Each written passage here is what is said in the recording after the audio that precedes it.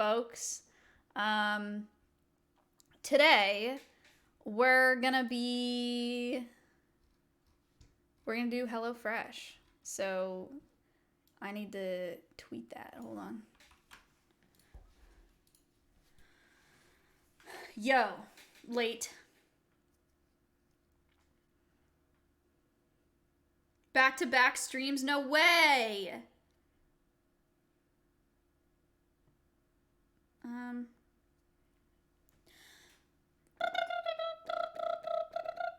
Hi, Sorty Way. Oh my god. This is not news. But Sorty and I made a cover together. Our first true professional collab as creators. It's not his birthday. Is it really? Sorty Way! Wow. Happy birthday! Wait. Oh my god. That's so wonderful. Happy birthday. This is it. Poggers! Oh my god. Okay, forget it. We've got a #1 victory royale. Yeah, Fortnite, we about to get down. 10 kills on the board right now. Just wiped out Tomato Town. My friend just got down. I revived him, now we're heading southbound. Now we're in the Pleasant Park Street. Look at the map, go to the mark sheet. Take me to your Xbox to play Fortnite today. You can take me to Moisty Mire, but not Blue Lake. I really love to chug with you. We can be pro Fortnite gamers. He said, hey broski, you got some heals and a shield pot? I need healing and I am only at 1 HP. Hey dude, sorry, I found nothing on this safari. Check the upstairs of that house, but not the underneath yet. There's a chest that's just down there. The storm is coming fast and give me heals to heals there. I've got V-Bucks that I'll spend more than you can contend. I'm a cool pro Fortnite gamer. Cool pro Fortnite. Take me to your Xbox to play Fortnite today. You can take me to Moisty Mire, but not Blue Lake. I really love to chug with you. We can be pro Fortnite gamers. La la la la la yeah. La la la la la yeah. La la la la la yeah. Will you be my pro Fortnite gamer? Pro Fortnite gamer.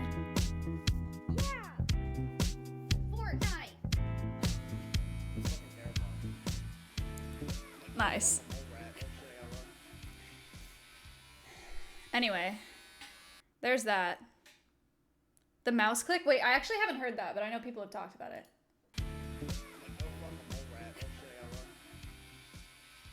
People talk, wow. Yo. Where is it? It doesn't exist. Thank you for the sub. Will you be my pro Fortnite gamer? Oh. Pro Fortnite gamer.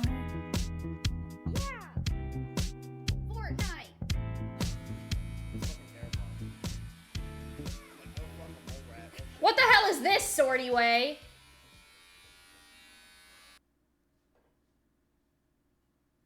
Okay. I heard it. I didn't. I did not hear it. We can be pro Fortnite gamers. Pro Fortnite gamers. Where is the bird? Outside.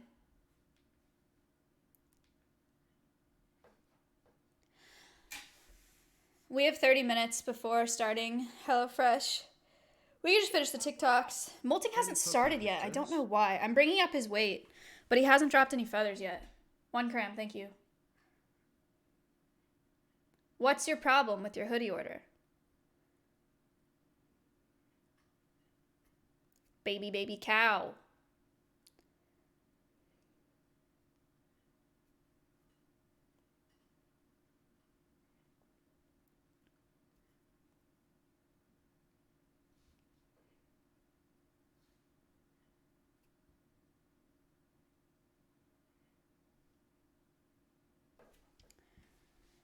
I accidentally ordered the regular hoodie, but I meant to order the not a pet one.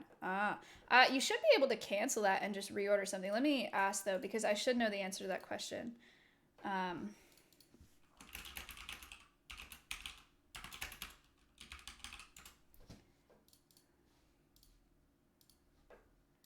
Is there a... Have you ever put ketchup packets in your hoodie pocket? No.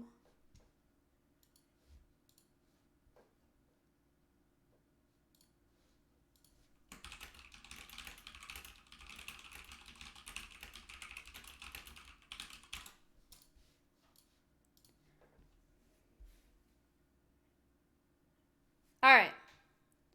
Why not? I don't know. I just never thought about it. I just looked outside to see what the neighbors' kids are doing with the dogs, and what'd you guys do?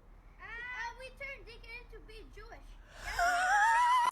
I just Dogs looked are such outside angels. To see what the neighbors' kids are doing with the dogs, and what'd you guys do? We turned Deacon to be Jewish. Nobody's gonna know. Nobody's gonna know. They're gonna know. How would they know?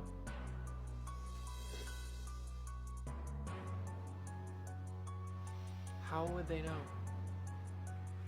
How would they know? I can't. Oh my. Pretty good. Nobody's gonna know. Three little birds. Sammy sent this to me. Window, and they told me I don't need to worry. Three. Yeah, you got me begging, begging, baby, please don't go. I wake up tomorrow, What? He's so will cute. you still be here? Yeah, you got me begging, begging, baby, please don't go. If I wake up tomorrow, will you still be here? And nothing hurts anymore. I feel kinda free. We're still the kids. I don't know why they use this audio. I put my hand on. Today I'm answering the age-old question. Why are flat frogs flat? Many tree frogs, especially leaf frogs, have brightly colored feet, bellies and sides. When asleep, they are most vulnerable. So they tuck in the odd-colored parts of their bodies so only green shows. This allows them to blend in seamlessly to leaves, but doesn't work as intended on glass, so they look like hovering blobs. Their feet tuck nicely up into their bodies, but doesn't work as well in some heavier-bodied frogs like dumpies. Once tucked in, they'll close their eyes and sleep. Trypophobia warning: they have a special third eyelid that allows them to see predators while asleep. Nictitating The membrane. feet slide out enough for them to nap but see clearly. Actually, that may not be the same as a nictitating membrane. Fully camouflaged third-eyed leaf frog. What? Today I don't even see it. Discord message. If you have an issue with your merch order, you can contact support@streamelements.com. So, baby cow, there's that email. It pasted weird, but there you go.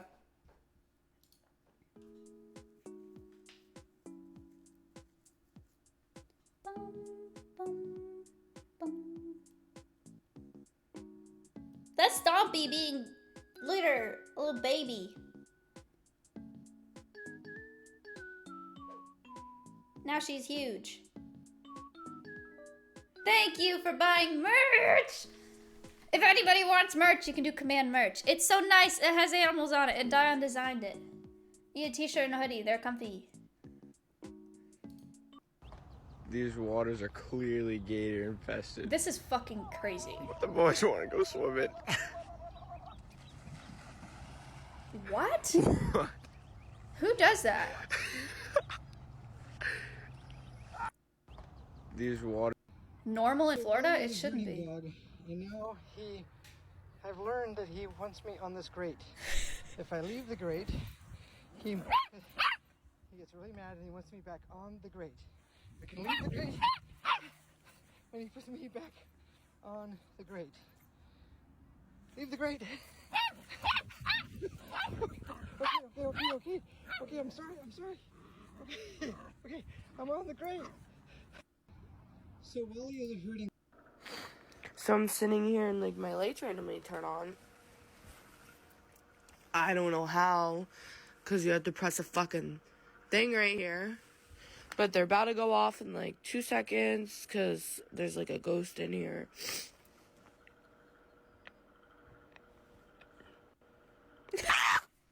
Holy fuck. You're so cute. So I'm sitting here and like my... Ready? That made me crazy. That made me crazy. That made me crazy.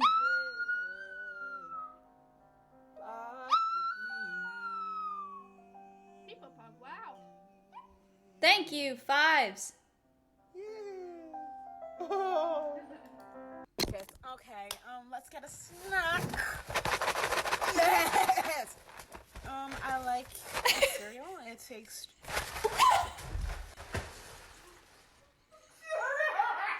Okay, let's get a snack. What a horrible reaction. Yes!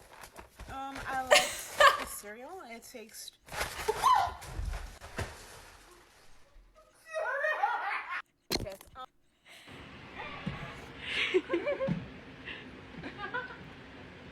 He wants that bitch.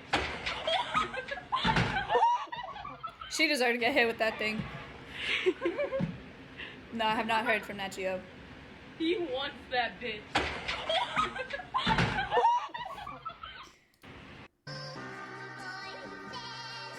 This girl's got guts.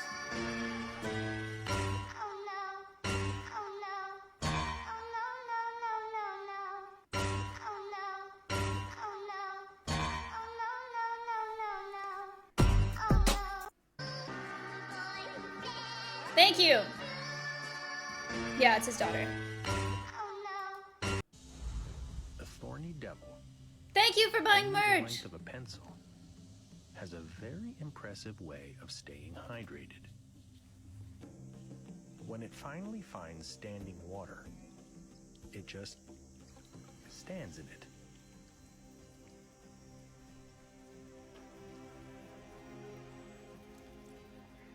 This is so cool. What the heck? Tiny gaps between its spines draw water upwards, all the way to its mouth.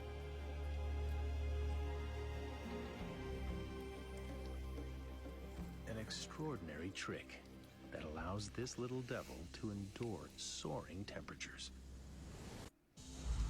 A thorny devil.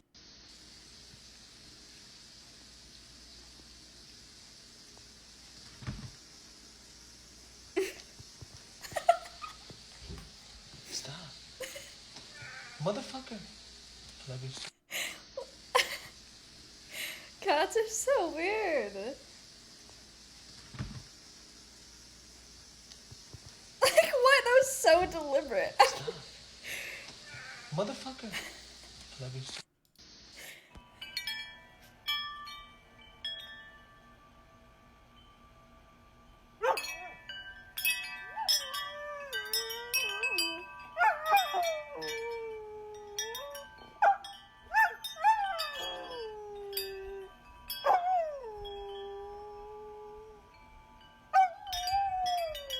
That's nice. You're so good.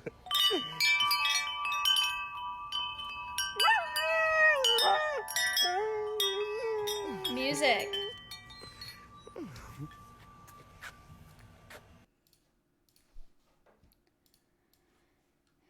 Customer frequently asked questions form.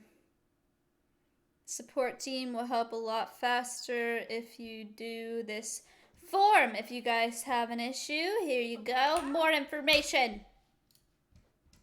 Ink, thank you. Waking up in the morning, thinking about so many things. I just wish things would get better. I'm trying to get rid of them.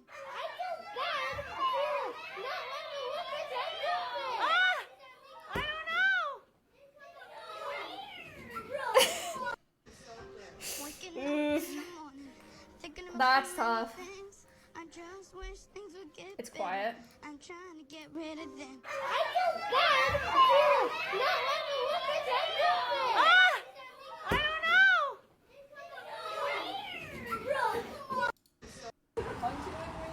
Yes, of course we're to the function with you. Thank you, Jenna. You're welcome. I'm not sure if this is Yes, staged. Probably of course is, we're but to it's still pretty funny. Thank you, Jenna. You're welcome.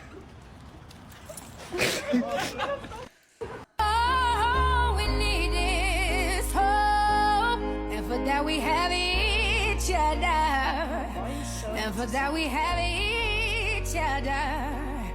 And this is brave, this is bruised, this is who I'm meant to be, who I'm meant to be.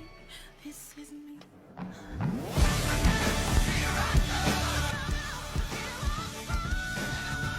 He's so polite.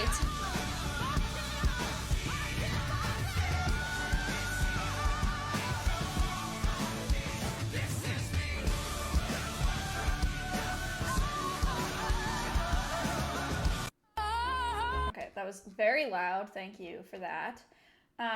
Next up, we have this giant moth. Found this huge moth on the driveway. She's a polyphemus moth. It looks like she can't fly yet. Wow, she cute. She's been sitting on my arm for about an hour now. Damn, she thicker than me. Warming up the flight muscles. This is sick. Come on. Birds eat bugs? Yeah, lots of birds eat bugs. Time Yeah. for some flight practice.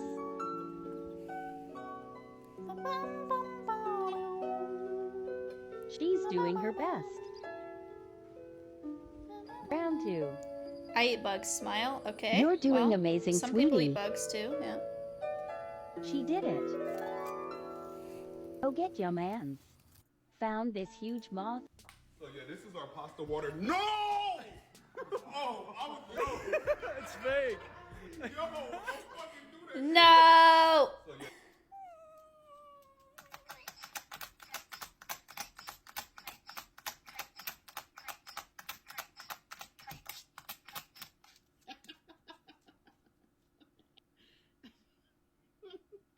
No treat. Do you want dinner? Are you hungry? Yay! Oh, this is the coolest thing ever.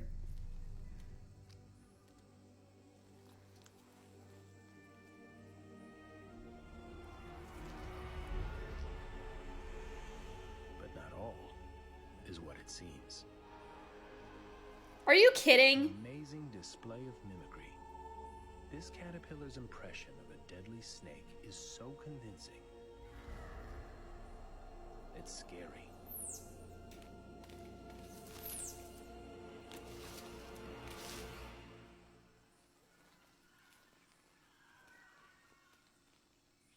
Again.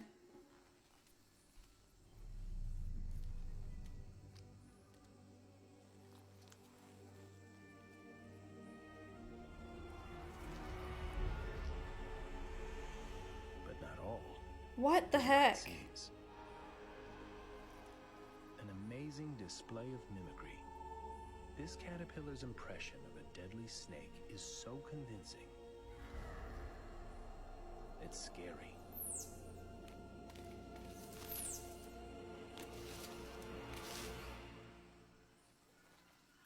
Oh my god, so crazy. Oh, this is sweet. I will always love Go Tim! how I do. So cute. I let go of a prayer for you. Oh my goodness! Oh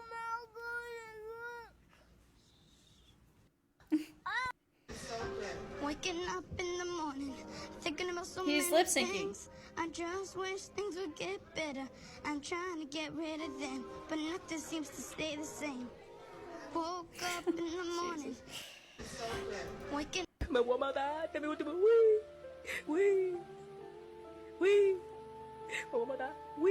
I love Basset Hounds.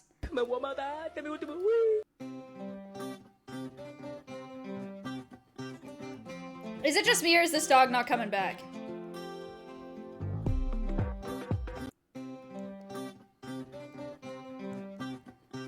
Like, this is lovely and all, but I think this dog is running away. I don't know. waking up in the morning, thinking about so many things. I just wish things would get better. I'm trying to get rid of them, but nothing seems to stay No. the same. Waking up in the morning.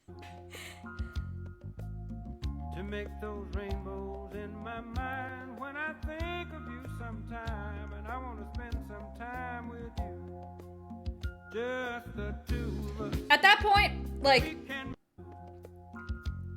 the amount of luck to be able to do that, like, I mean, also the amount of skill, but like, how long does that take? Can you imagine? That was spinning fast as fuck. That's crazy. You're running. Idiot. How? What? Oh. You're an Drama. asshole! You're running. Watch out for the spider, Weege. No! Oh.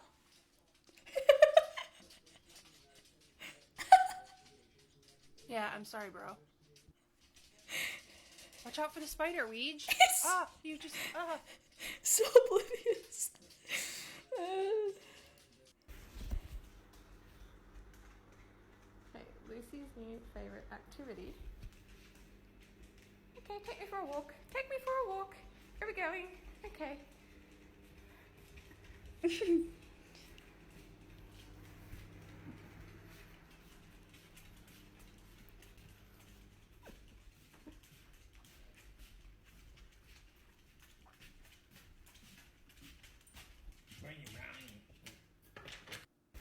Do you ever hang out with your dog and it's awkward? Do you ever hang out with your dog and it's I think awkward? it's just because of his lip. This is the most wholesome stream I've seen all Do you ever hang out thanks. with your dog and it's awkward?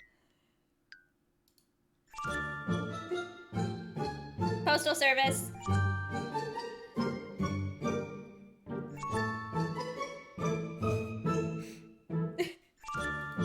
How big will she get? 5 to 6 feet tall and about 100 pounds. Why is there a bed in there? Long story. Basically, long story short, I slept in here one night because she swallowed my ring.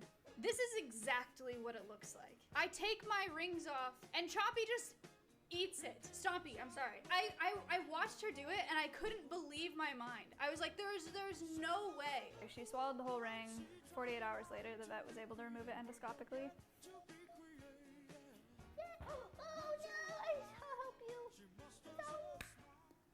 How big will she get?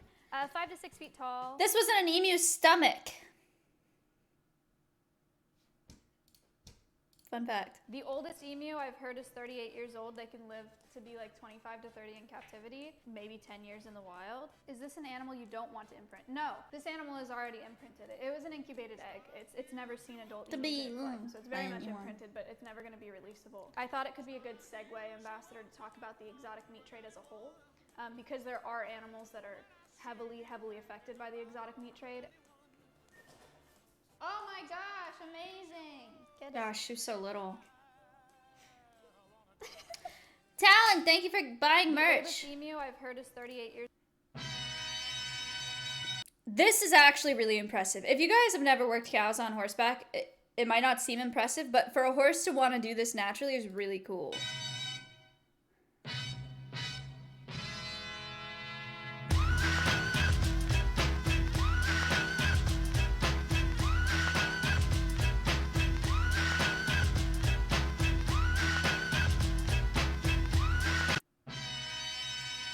Good boy, you get that, Birdie?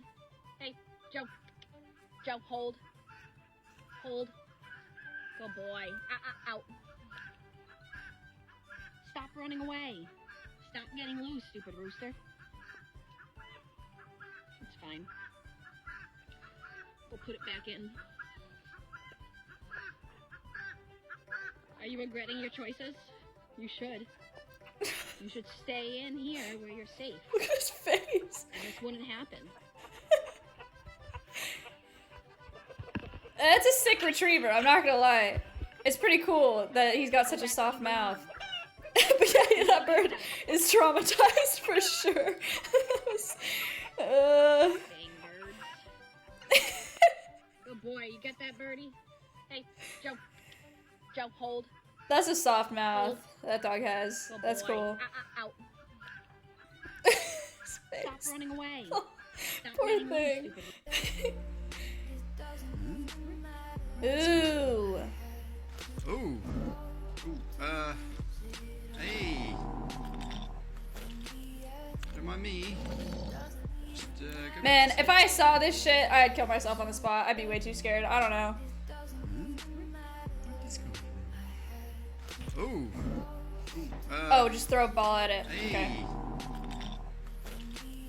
Don't mind me. Everything you're doing is making me In a want video to game. live the shit out of you right now. But I'm more mature, more than I've been normally, so I'll shake your hand. And then I'll bite you down. It's a good song. Everything you're doing is I think we're caught up. Because we watched this.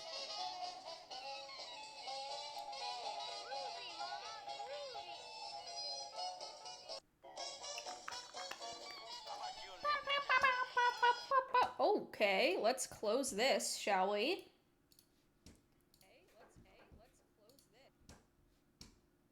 He's awake. Arm at 3, H1Z1, Bigfoot, Spy Party, CSGO, A Way Out, Payday 2, Saints Row the Third. Scary. I don't know. You know. No, it won't be necessary. Okay. What is she watching? We do need to talk. He's been awake? Sick. Right. Amaranth is in a hot tub? There's no point.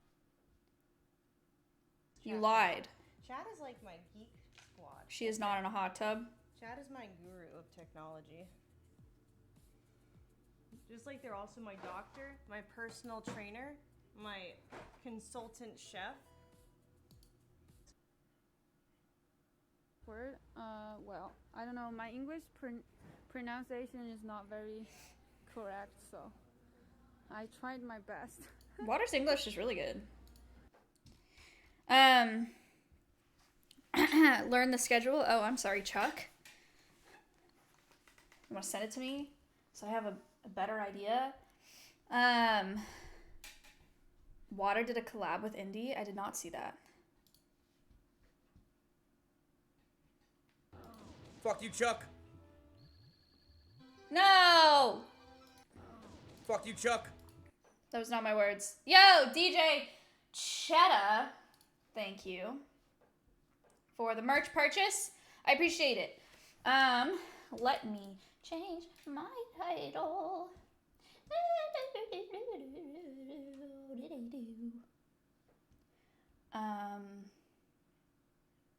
Ahoy, that's a good question. I don't know.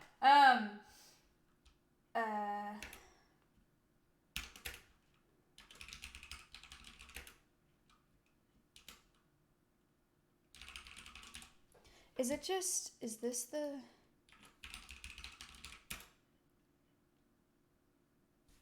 All right, here we go.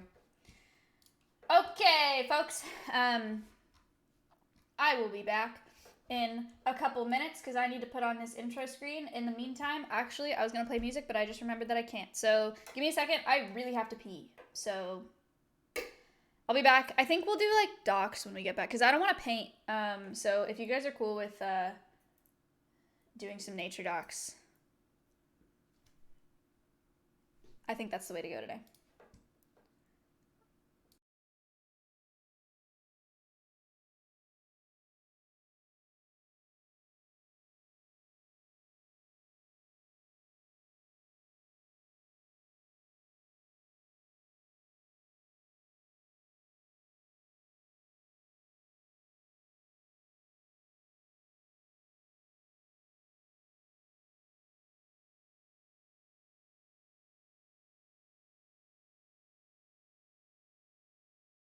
No matter what happened in 2020, it's a brand new year.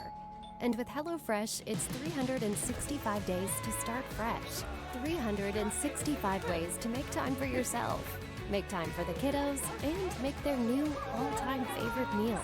Just take it step by step and we'll make it happen. One dish at a time. Visit HelloFresh.com and use the code below for up to 12 free meals. Looking for a better dinner routine? HelloFresh delivers, literally. That means goodbye grocery shopping and hello fresh ingredients at your doorstep. Goodbye same old, same old. Hello 23 plus weekly options, including low-cal and veggie favorites. Goodbye 2-hour recipes. Hello, more time with the fam. Say hello 2021 with HelloFresh. Visit HelloFresh.com and use the code below for up to 12 free meals.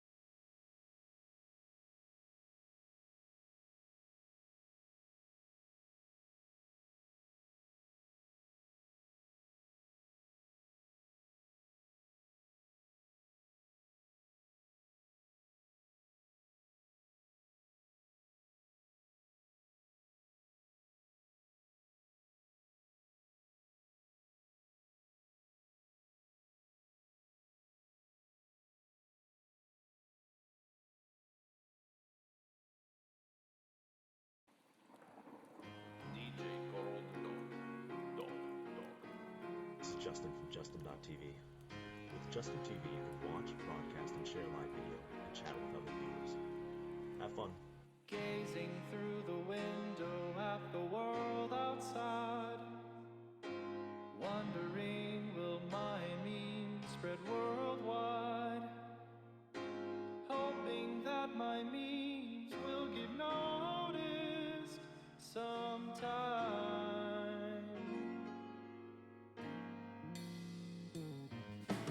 After all, there's only just the two of those. They're upvoting a meme from another bloke, watching old memes repeat themselves time after time. Yo, listen, what's up? It's Billy Harrington, Anarchy. Just wanted to wish you happy birthday, buddy. I'm just a memer.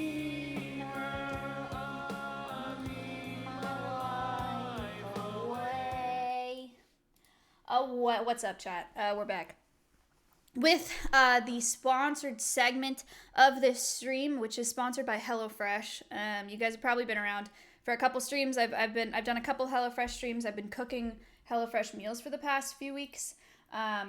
It's a pretty cool service. So it's pre-portioned, pre-packaged meal kits that they send to your door. You can pick how many servings you want. You can pick those meals. They have vegetarian options, which is what I've been picking from their website.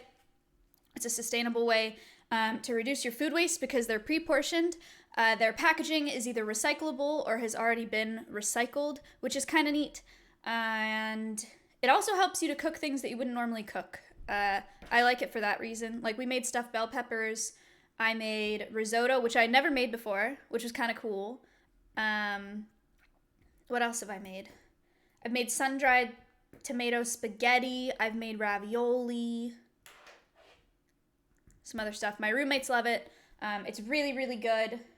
And it also helps you save time. You obviously don't have to go to the grocery store. I hate going to the grocery store. I've realized since COVID started that I actually really do just not enjoy going to the grocery store because I haven't gone very much since COVID started. So it's nice not having to go. That's kind of nice. And then they're also just like really good meals. So there's that as well.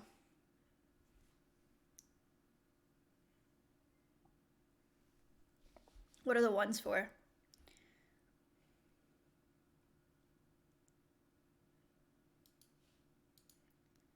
For Pete?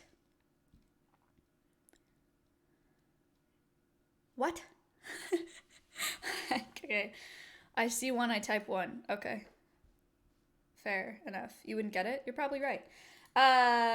You can do command HelloFresh to get more information, but also if you visit HelloFresh.com, you can use Maya12 to get up to 12 free meals across your first 4 boxes plus free shipping, which is pretty sick. So thank you, HelloFresh, for sponsoring again. We're just gonna chill out here and watch some docs. Space, do you have the, actually, I probably have it. Maybe I don't.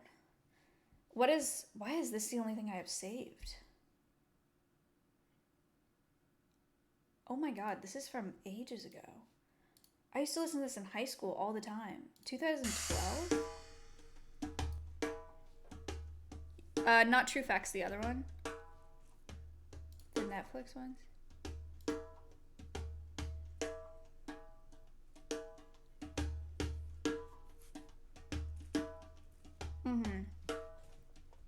Thank you.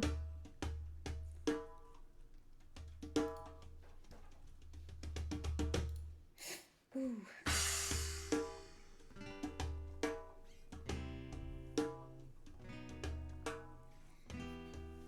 Yeah. Oh, yeah. Hey, hey, hey. Yeah.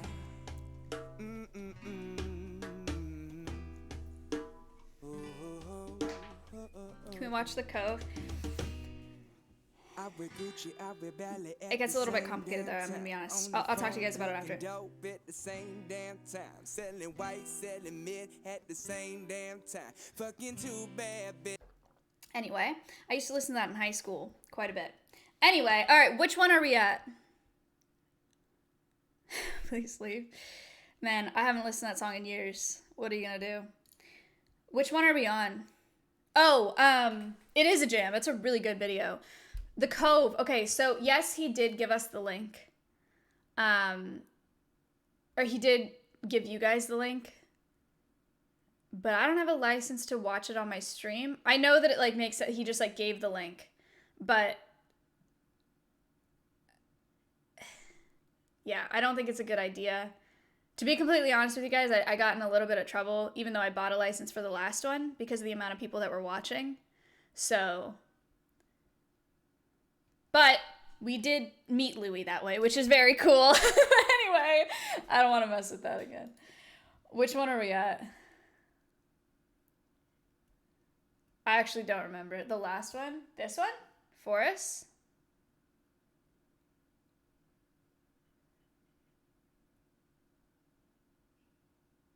Hooray! Okay, nice. Good doc. It is time to do a quick shout out for HelloFresh. That's our sponsor today.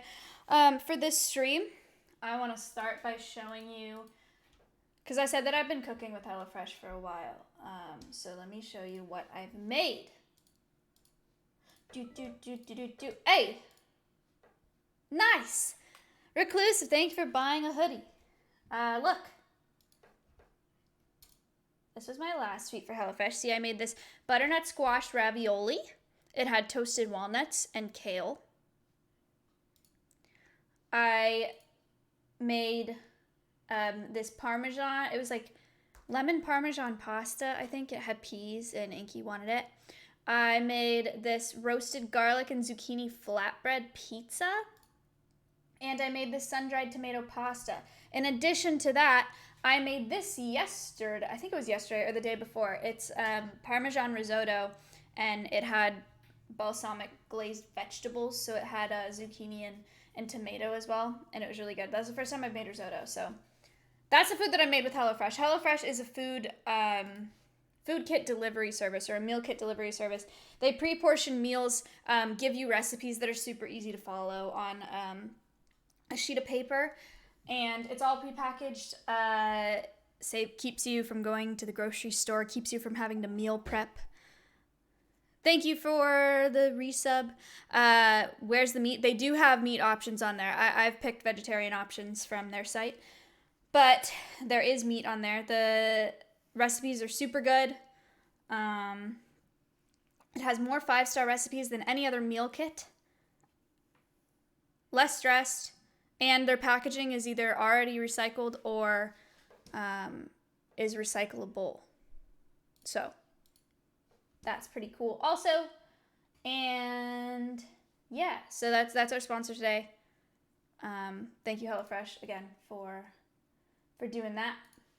We're going to now, there's no way we've watched all of these, right? All these are Planet docs. Also, sorry if that was awkward or whatever. That wasn't that bad. It's just like, imagine someone reading your like cringe old logs to 20,000 people. I don't know. It's just embarrassing. Like, it just like made me anxious. Smile, thank you for buying a hoodie. Another one? Which one?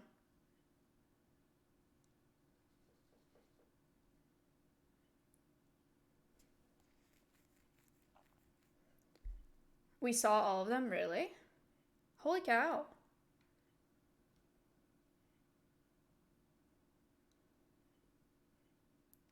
I don't want to rewatch them, no.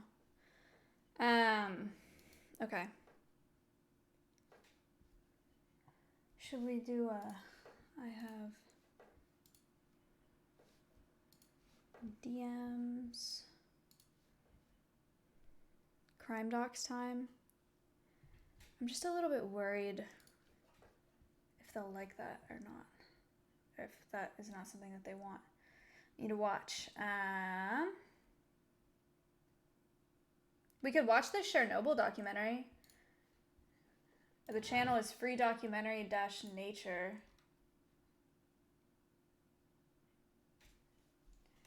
Free documentary is dedicated to bring high-class documentaries to you on YouTube for free.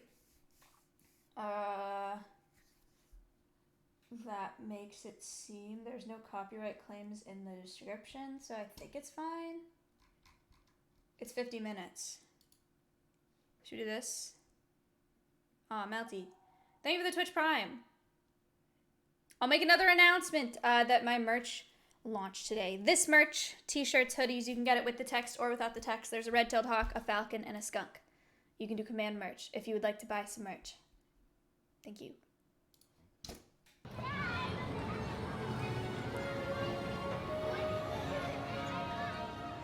This is the story of a busy city, once full of life, and a village not far away, which the noise and pollution of the city couldn't reach.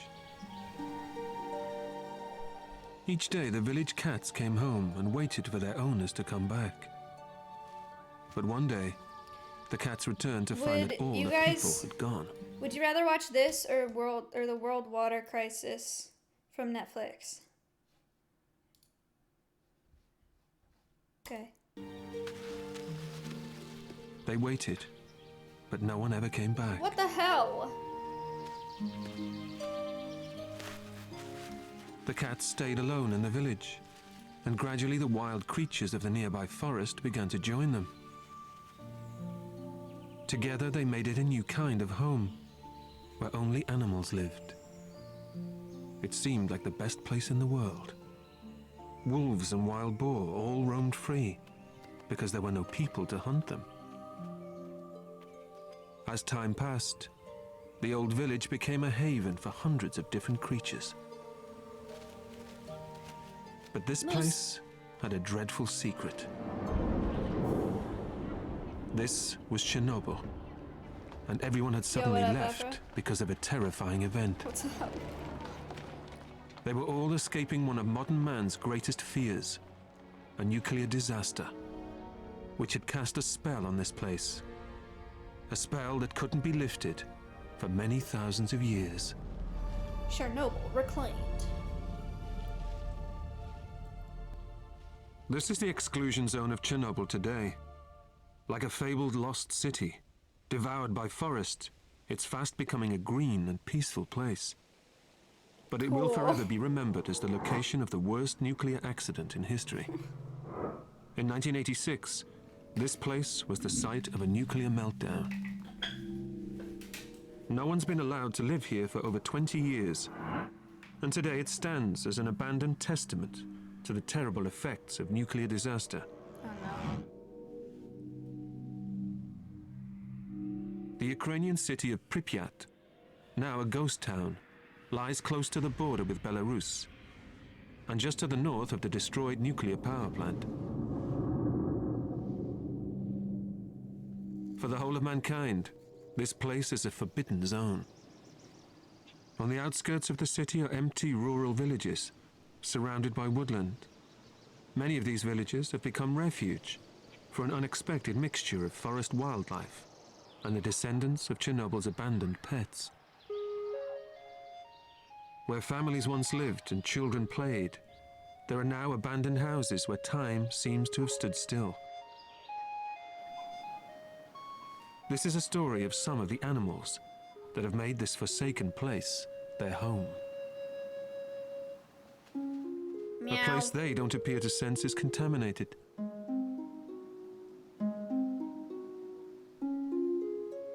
Wow, how weird. But as radioactive as it is, there are no more pesticides, no industry, no traffic.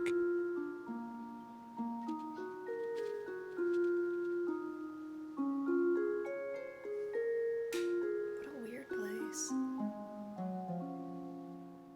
Among relics of a not too distant past, this female cat has made a home for herself and her new litter. Oh my god. 3 young kittens, Oh. still dependent on her for milk. I definitely thought that was a rat.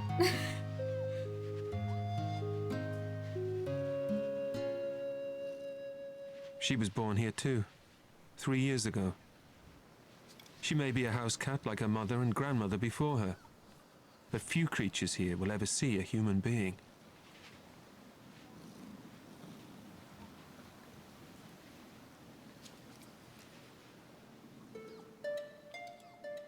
Inside the house, life goes on as normal. But outside, Where's Chernobyl? nature has started to make changes. With the people gone, nature is Ukraine? beginning to win Oh, that's right, back they did this say that. land. The relentless growth of the encroaching forest is gradually reclaiming the untended gardens.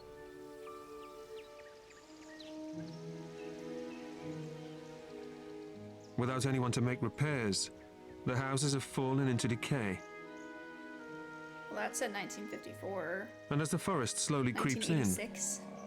so do the wild inhabitants, creatures that the people were so determined to keep out.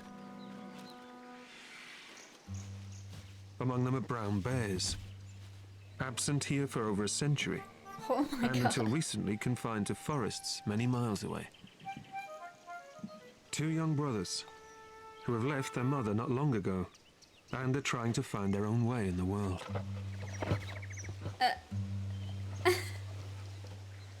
Those might look like bears trying to steal honey from a hive, Oh my god. but they're more interested in any bee larvae that might be inside. When the young bears aren't playing, they're hungry. Apples. Nearby, there's an apple orchard.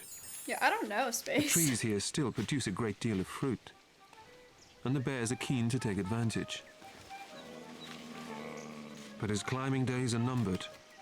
He's far too big for this kind of thing, and there are much easier ways for a bear this big to get apples from a tree. Like brute force.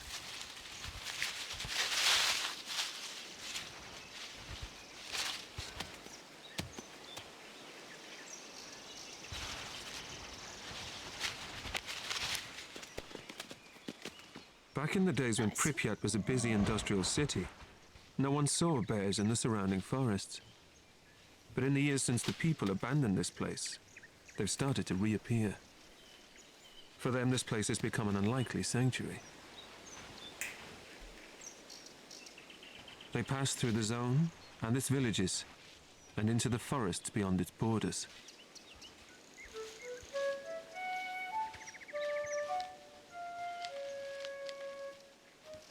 And when they visit, they'll take advantage of anything they can find.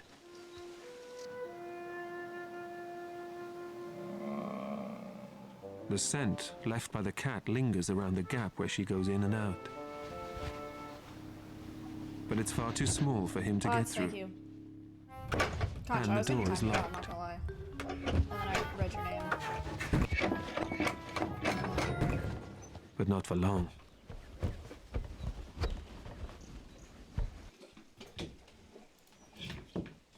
Leaving their table manners in the forest, they ransack the house for anything they can eat. Maya, can you unban me, please? My apologies for my But finding nothing misbehavior. tasty on offer, it's time for breaking and exiting.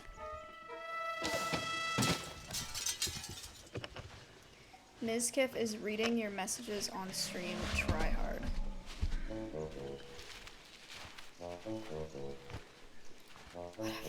Just don't be annoying, please. And it's not just bears that have discovered a ghost town can make the perfect sanctuary. Beyond the houses and gardens, numerous other species you, are beginning to Shaggy. reappear in healthy numbers. Moose. Among them are elk and deer. Elk. Both would have been hunted so close to human habitation.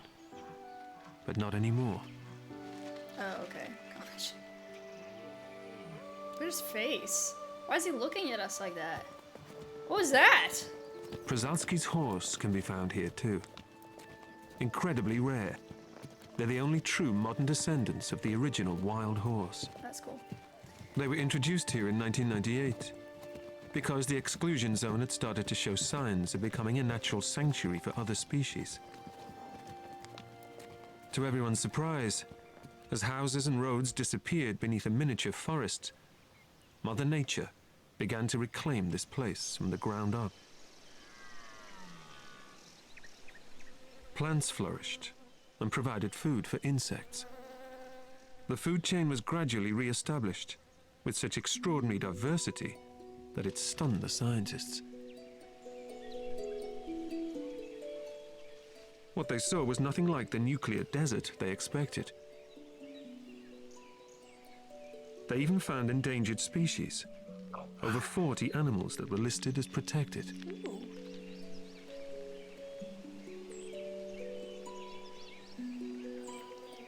What man had abandoned, nature now embraced to create a remarkable and self-made haven, where, for many years to come, the wildlife can live undisturbed by man. UK squirrels are From the smallest pollinators cuter than to US large squirrels. grazing species, and even predators like the wolf.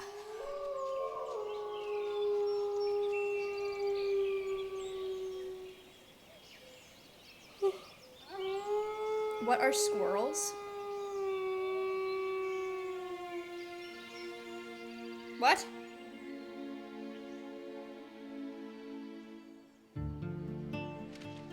This lone wolf is a young male. I'm not sure Like the yet. bears, King. he's also left his family and is in search of independence. This is the title. For the wolf, independence It's on means a YouTube. pack of his own. He needs to find a female and start a family. But he must be careful to stay hidden from the other wolves that live here. They won't tolerate him and will chase him out of their human-free forest haven.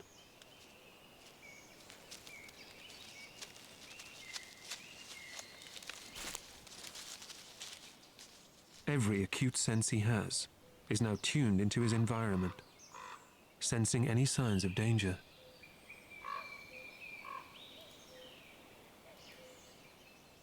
Perhaps the village will be a good place for him too. But for now he'll stay hidden, deep within the wood. The village is close by, just beyond the trees and already close enough for him to smell. This environmental tragedy is bittersweet. A man-made disaster that ruined this place and made it uninhabitable for people, but turned it into a unique sanctuary for wildlife. They've said that like 30 times. Remarkably, nature has licked its wounds and fought back to reclaim this place. Yes.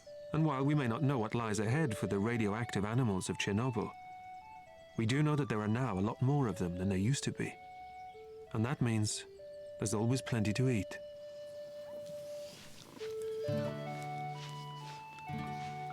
Back at the old house, the kittens are almost weaned. And that means she must leave them alone while she makes frequent hunting trips to bring back food.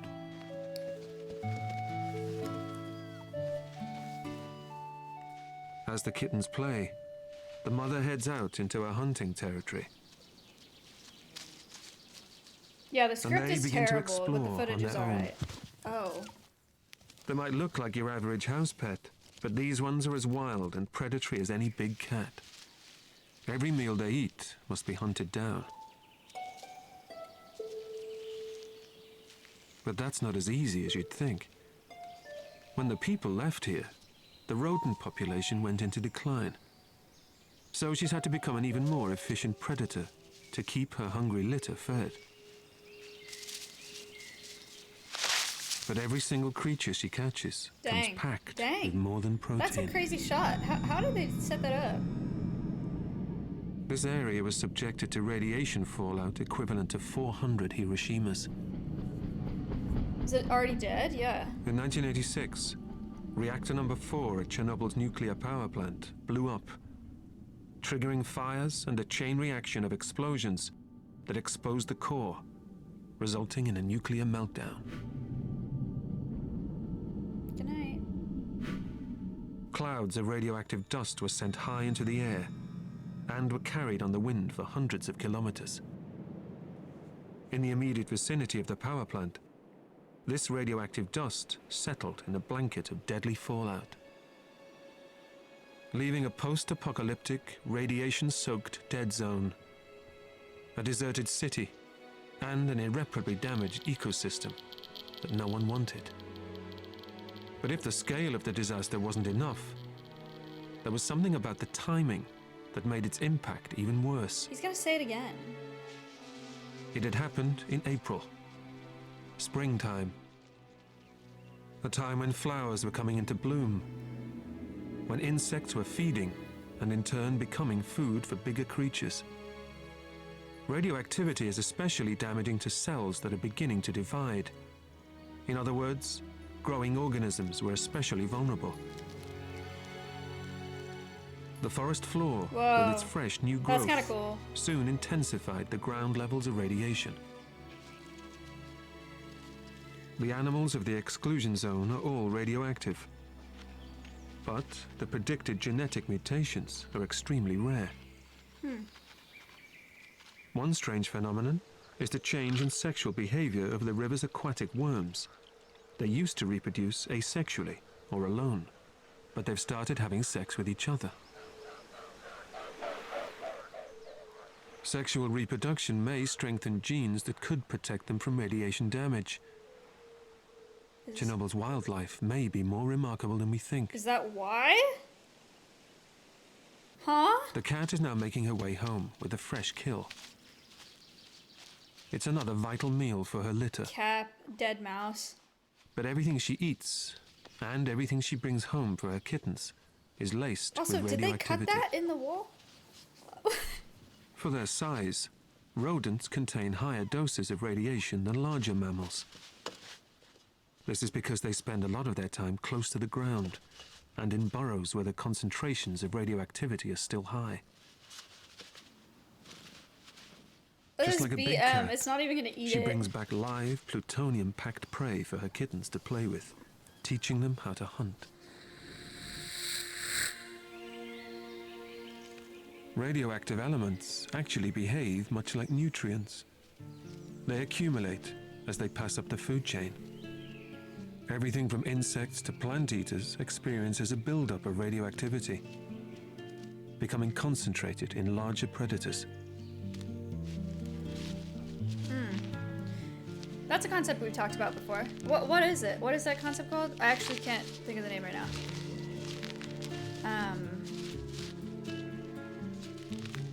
Biomagnification. Thank you. Like the Super. cats, the wolf gets a dose of radiation every time it feeds on plant-eating prey.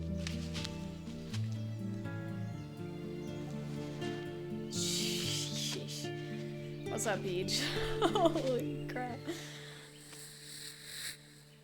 One fast track for radiation entering the food chain has been through fungi. Along with bacteria, they are nature's most prolific decomposers. Man, Beach has been So around their forever. role in circulating radioactivity through the environment is crucial. They absorb radioactivity just as they would nutrients, directly from the ground. Wild boar now thrive in the zone's forests. Their favorite food is mushrooms, and they can absorb over 30 times the safe levels of You radioactivity are such during a the peak growth cringe season. lord. Oh my god. One in chat if Rizlim is a cringe lord, As he please. sleeps off his travels, the wolf is woken by the sound of mushroom-digging boar. Oh my gosh.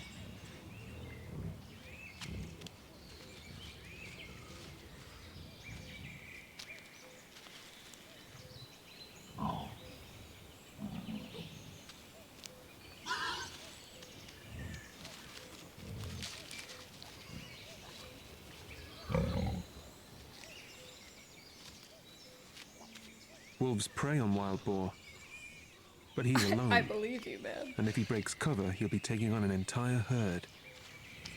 Ah, babies. Despite the fact that wild boar feed on mushrooms, they have immense power and sharp tusks, making them extremely dangerous. They could easily fight off a lone wolf. He keeps quiet and stays hidden, waiting for an easier opportunity. He stole Stompy's look. Those stripes do look a lot like Stompy, don't they? Meanwhile, high above the forest floor, another predator, Whee! the snake eagle, brings back food from the hot zone down below and feeds it to the That was a hungry red-tailed birds hawk still noise. in the nest. I can't believe they did that. I cannot believe they did that. There are now 270 different bird species nesting in the exclusion That's zone, outrageous. and 180 of them are now breeding intensively. A spontaneous animal population boom in a city purpose-built as a great human achievement. To really understand why this place has experienced such an extraordinary resurrection as a refuge, That was kind of gnarly. it's important to realize how significant its demise was.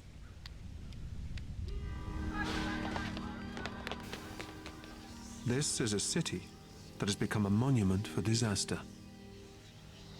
Pripyat lies right next to the site of the doomed nuclear power plant at Chernobyl. From its houses and apartments, schools and businesses, 50,000 people were forced to flee. Pripyat was one of the youngest of all cities, built during the 1970s, but it was also destined to be the most short-lived.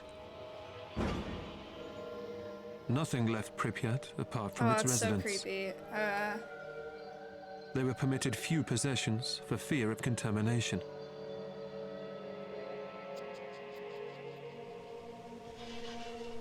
Oh! And as the rain poured down just days after the disaster, it brought even more radioactive dust back to the streets of the abandoned city.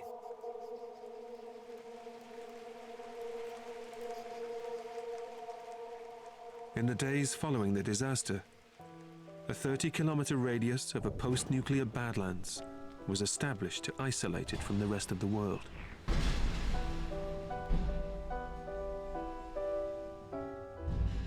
This is the most contaminated land on the planet. Land that will take thousands of years to become healthy again.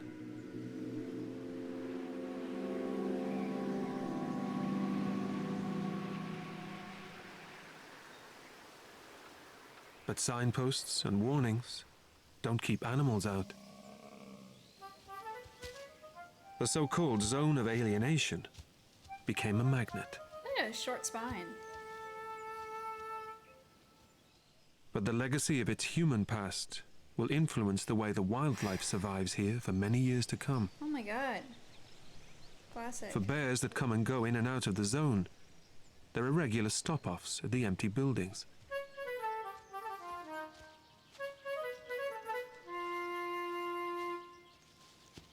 Let's watch it eat apples now. Bears are inquisitive animals, Yes. And these old houses often contain something worth eating. Let's watch it slide off a roof. This guy like writing an essay with a minimum This word one count has or the something. kittens inside. No. They've been left alone while their mother is out hunting again. But their scent is strong, and the bear investigates, looking for a way up to where the smell is coming from. You better tell There's a me this stroke is of not luck for set the up. helpless kittens. An old pot of jam.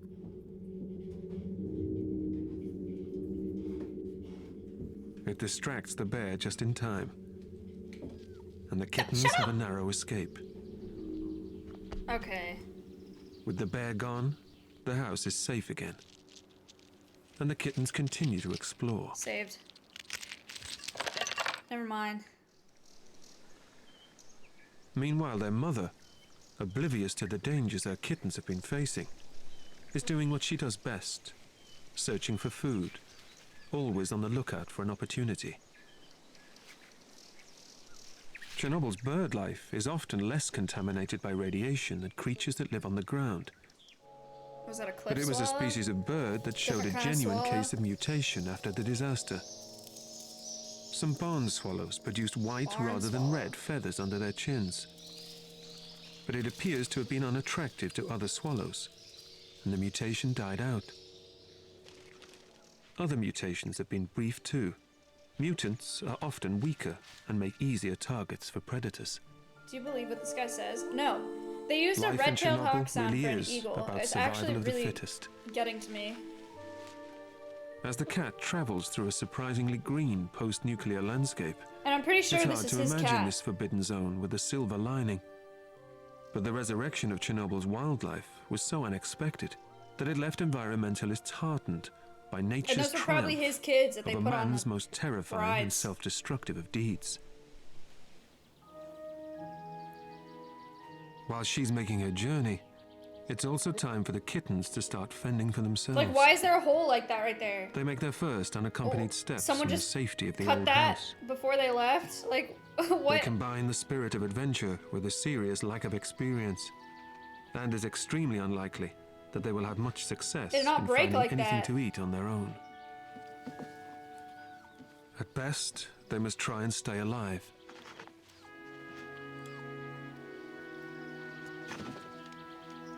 The cats use tools? Oh, I forgot. They were radioactive. For the mother cat to have survived here, she must know where to hunt for food and how to stay out of Oh trouble. my god, we know! We've seen... She'll often take advantage of hunting in a confined space. Holy crap. Such a strategy takes her into the derelict buildings that were once the schoolhouse. I'm hate watching. Among the debris scattered around are the children's gas masks. Oh, that's weird.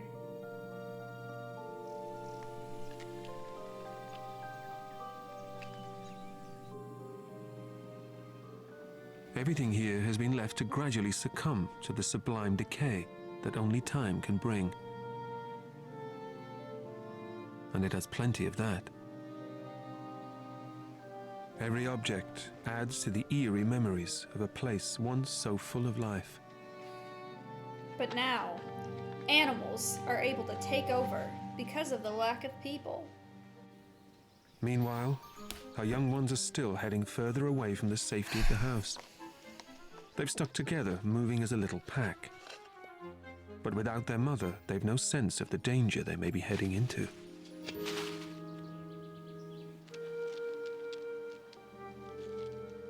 She's still unaware of what the adventurous kittens are up to as she continues to patrol the old schoolhouse. Hundreds of Pripyat schoolchildren were forced to flee, How did they do this leaving everything footage? They behind. had to fake being a Their cat. toys and books frozen in time.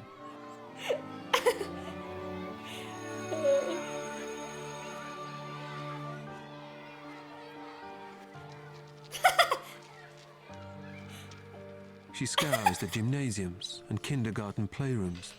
These old buildings have remained a stronghold for the rodent population, with plenty of places to make a nest. Dude, that's not even strapped on a cat. I really do think someone was crawling, yeah, and they sped it up.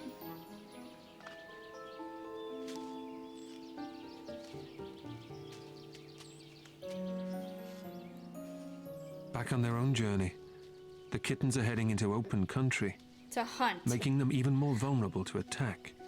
And their mom Not from still doesn't predators know. lurking in the shadows of the old building, but anything that's watching from above. Cue the red-tailed hawk noise, please. One of the most successful of hunters that now inhabit this place is the bird of prey. Just the bird of There are so prey. many small mammals here that they've The become bird of incredibly prey? successful. Are you kidding me?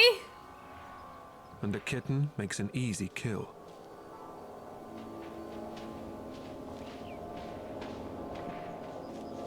No, what? How did they get the kitten to look like that? What did they have to do to it to As look one of her like kittens becomes that? prey, their mother is about to make her own kill.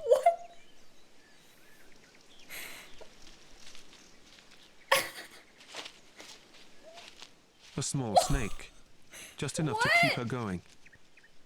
But as always, it brings another dose of radiation.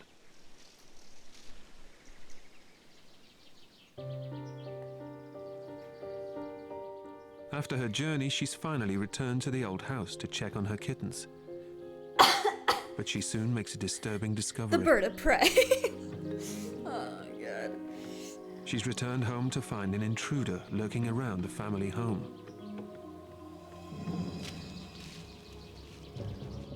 The lone wolf has finally reached the village and is starting to explore. The forest wolves seldom venture this far into what was once the human world. They're far too wary. But for our wolf, that could be an advantage. He must keep hidden from the other packs. And this might be just the place to do it. Here he goes again. They play hide and seek Crawling through the on the fallen ground. timbers of the old barn. This is her territory, and she knows every Thank inch of you. it well.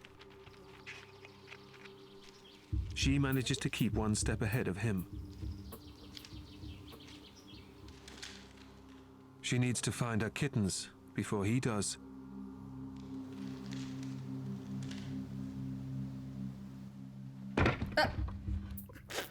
She won't be able to keep the wolf from the door for much longer. What? His persistence pays off, and he manages to get into the house.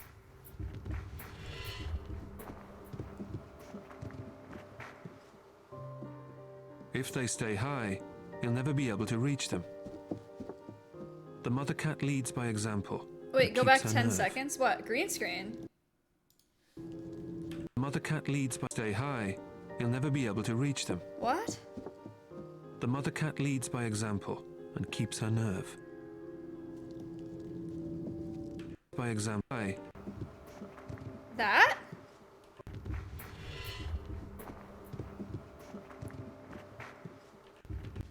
able to keep the wolf from the door for much longer. More? She won't be able to keep the wolf from the door for much longer. She won't be able to keep the wolf from the door for much longer. The turn? His The persistence from shot the looks reversed. She won't be able to keep the wolf from the door for much longer. It's His slow-mo. persistence pays I'm off. confused. He'll never be able to reach them. The mother cat leads by example and keeps her nerve. While she's here to watch out for them, they'll have the best chance of staying alive. Eventually he gives up the search, Bye. but he's found a new home. Next, he'll need to find a mate. While he's gone for now, he'll almost certainly be back. His arrival means they must True. leave. Very popular house. They got really lucky in filming at this home. Yeah. She's down to 2 kittens now, Lot of and she action can't here. risk losing another one. What do you mean? Weren't there like 6? She's about to embark on the first leg of a journey that will take the family away from the only home she's ever known. The house where she was born and where she grew up. Bird of prey happened.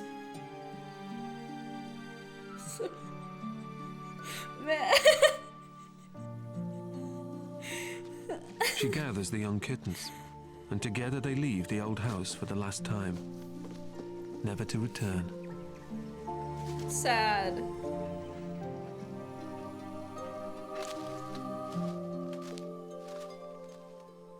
They make their way to the outskirts of the village. They're heading towards the forest, a place she's been many times before. But it's a strange and unfamiliar world for the kittens.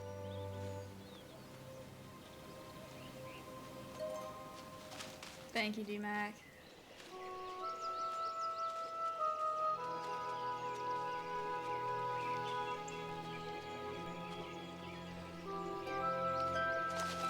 Yeah, I do think it's a big deal to have an outdoor It's cat. slow going. Outdoor cats The wood is full of decimate huge native obstacles wildlife. for the small cats. I do not support having outdoor cats whatsoever.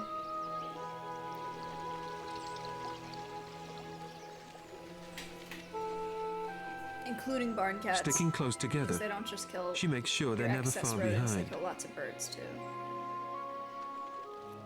And gradually they start to find their feet as they cross the streams and rivers following her lead.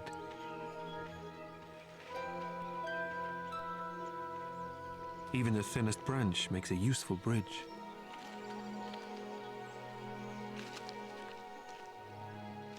The forest is full of creatures they've never seen before.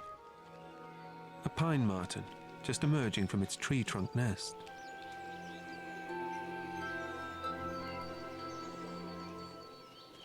Almost immediately the people left this place, it began returning to nature. Oh. Secretive creatures started to reappear. And this forest is now as vibrant and full of life as any jungle. It's a hard thing After if you have a dark, c that's used to going the outdoors. forest changes Like, hands. I as get the that nocturnal creatures of the cats that are wood used to being emerge. outside would be kind of miserable if you just kept them inside for the rest of their life. I just, like, outdoor cats as a whole, it's like introducing an domain of invasive our lone species that wolf, just, a stealthy they just nocturnal hunter. kill shit. They just love killing His shit. sight and sense of smell provide a crucial sensory But- picture of this cluttered world. I don't know. I mean, I could pull up the numbers for you, but it's He terrible moves for native silently wildlife. through the It really forest, is. Barn cats kill more listening than for just anything that rodents. might lead to a meal. They kill a lot of birds.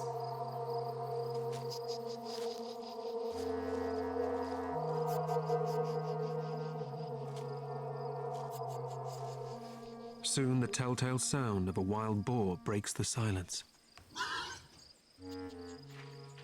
Now he'll use But his it's not the natural circle of stealth to life. pursue it, I mean, technically it moving is, but cats silently don't through the belong in the tangled wild. undergrowth.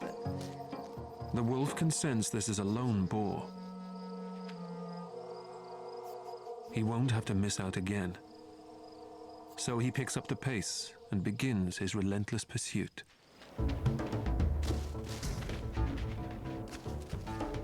This forest is a place where the natural balance agree, of I'm not predator blaming it on and prey cats. has been re-established. The natural predators are the Cats do only belong hunters in the left wild. here We now. can talk about this after, if you'd like. It may be a radioactive food chain, but they are at the top of it. Yeah, we'll talk about this after. It's not just I'll the pull up an human article or something for evacuation you that guys. keeps so many wild creatures here safe from the hunter's bullet, but the knowledge that the flesh of these creatures is contaminated by radioactivity. It's a bizarre but highly effective deterrent. Yeah, Dylan, that's fine. As dawn begins to break through the trees and drives the shadows away, the wolf loses the advantage of darkness. I mean, look, okay, I'll just talk about it, because this narration is terrible anyway. We just want to look at the footage regardless. So, having cats outside, having outdoor cats, people are saying, like, they're allowed in the wild, they exist in the wild, right? If you think about it in the context of, like, invasive species or something, right? Think like, European starlings, right?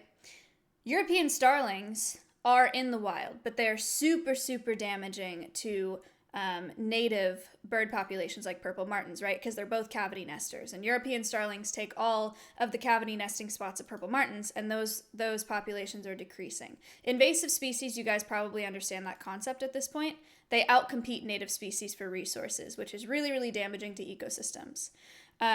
Domestic cats, by allowing them to go outside or to be outdoor cats and be in the wild, even if they're just wait, I just gotta hear what he's gonna say about this. To prey. These open stretches are patrolled, as always, by birds of prey. Jesus Christ. Once again, Can't the even- kittens run the gauntlet. Can't even ID the bird. But this time, all make it safely to the other side. Great. So allowing domestic cats to be outdoors,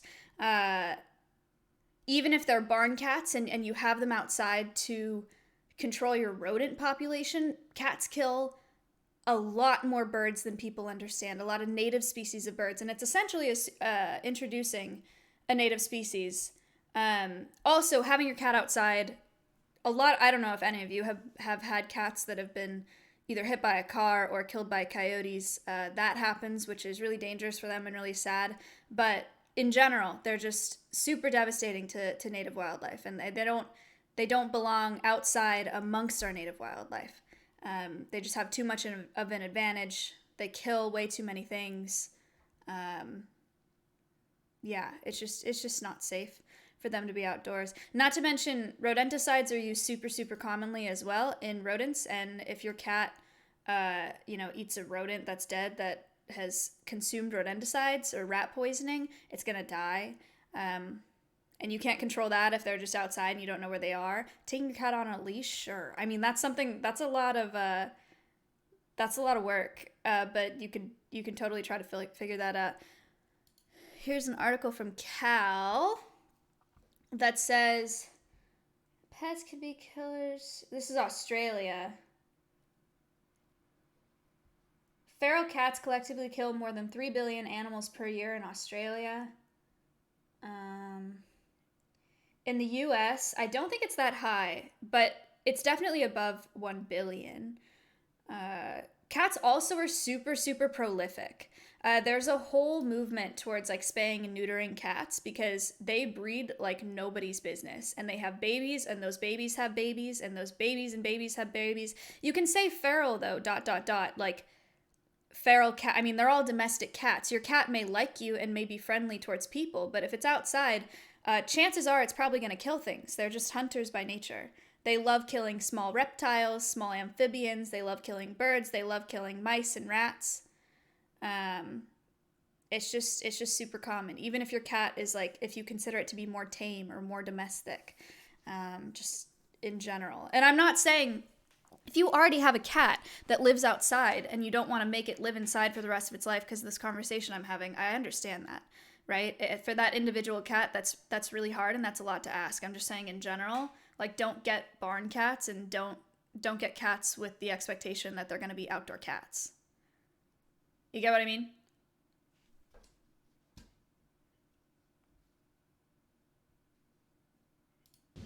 These winds carry radioactive plutonium as they gather up dust from the contaminated ground. You don't have to. It hangs in the air and is inhaled by everything that breathes. When the rain starts to fall, it brings this radioactivity So you don't like back Joe to Earth Exotic? again. No, but that's a completely different And it conversation. sticks to every surface it drenches.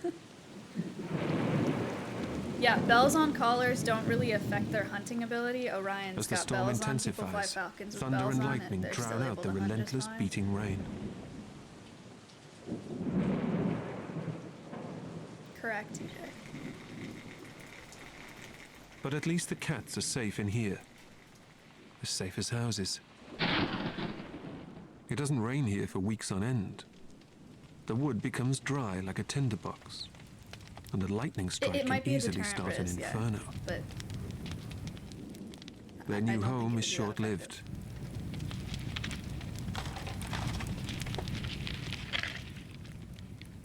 The cats have escaped with their lives.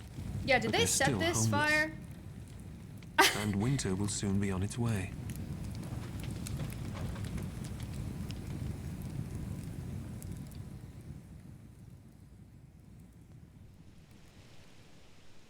It's another setback in her search for a home. I'm gonna look up in the U.S. Somewhere she can settle her kittens before it's time for her to leave them on their own for good. For now, she'll have to keep the family on the move.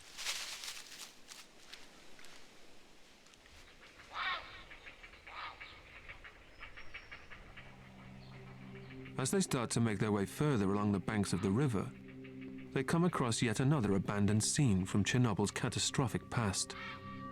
The rusting remains of what appears to be an old... American Bird Conservancy says that cats are the #1 threat to birds in the United States. Outdoor cats kill approximately 2.4 billion birds every year. And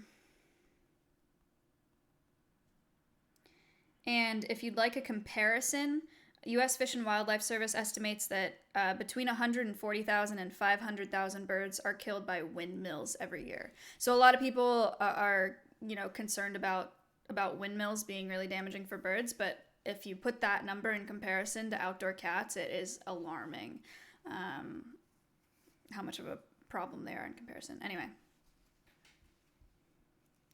What's the numbers for birds of prey killing other birds? King, I get the feeling that you're not really understanding the fact that there's nature that's native, that's meant to be there, and that's a system that has balanced itself, and there's humans introducing species to an ecosystem that overtake that ecosystem and are super, super damaging to it.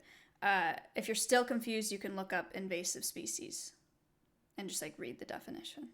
That would probably help you. Thoughts turn to hibernation. The two bear brothers have had a good summer. They've eaten well, and they've grown in size.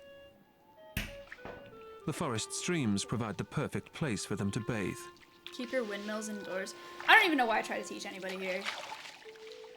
Bears will sit like this for hours, but here they stir up the radioactive sediment, and it sticks to their fur.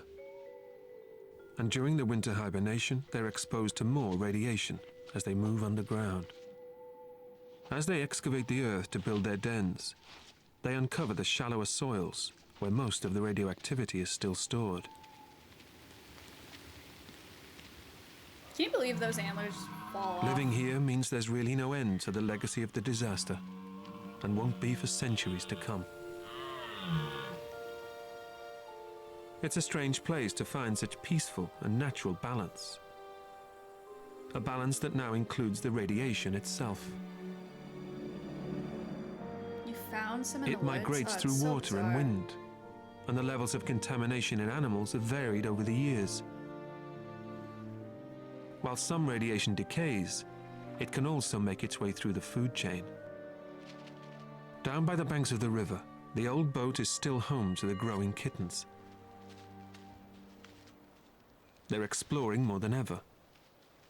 But as they venture out alone, they still seem to be getting themselves into more trouble. After escaping the clutches of the bears back in the old house, they're giving the two brothers another chance to catch them. They've just strayed into bear country. And this time, there's nowhere to run and hide. The bears are still looking for anything they can eat to store up fuel for the winter. Even a small cat would provide a valuable bit of protein. No, I've never worked with wolves. What the fuck is this shot?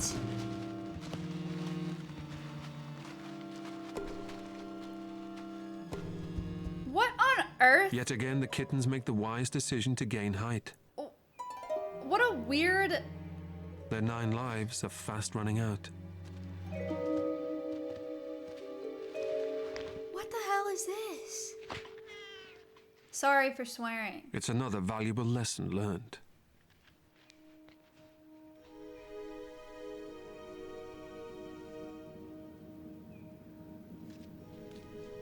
As winter sets in and the temperature drops, the zone is transformed by a pure white blanket of snow.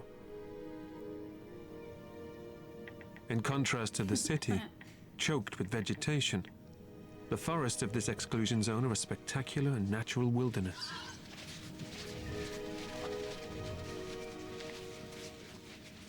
But it's hard to accept that this is still a post-nuclear landscape. With the spontaneous resurrection of animal and plant life here, Oh my god. environmentalists have remained astonished by nature's ability to create something positive out of such a terrible disaster. Oh my gosh.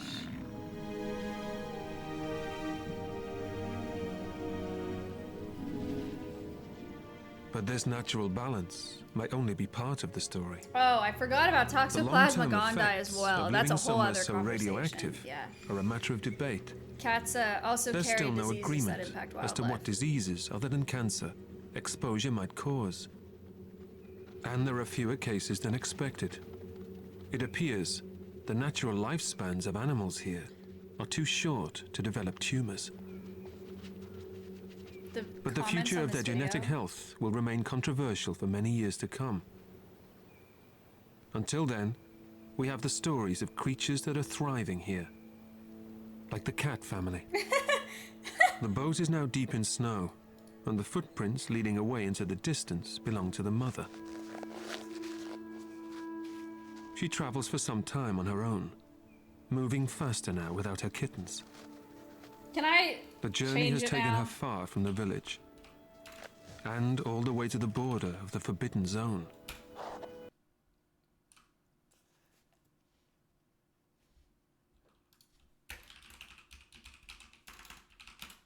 There's a video on this.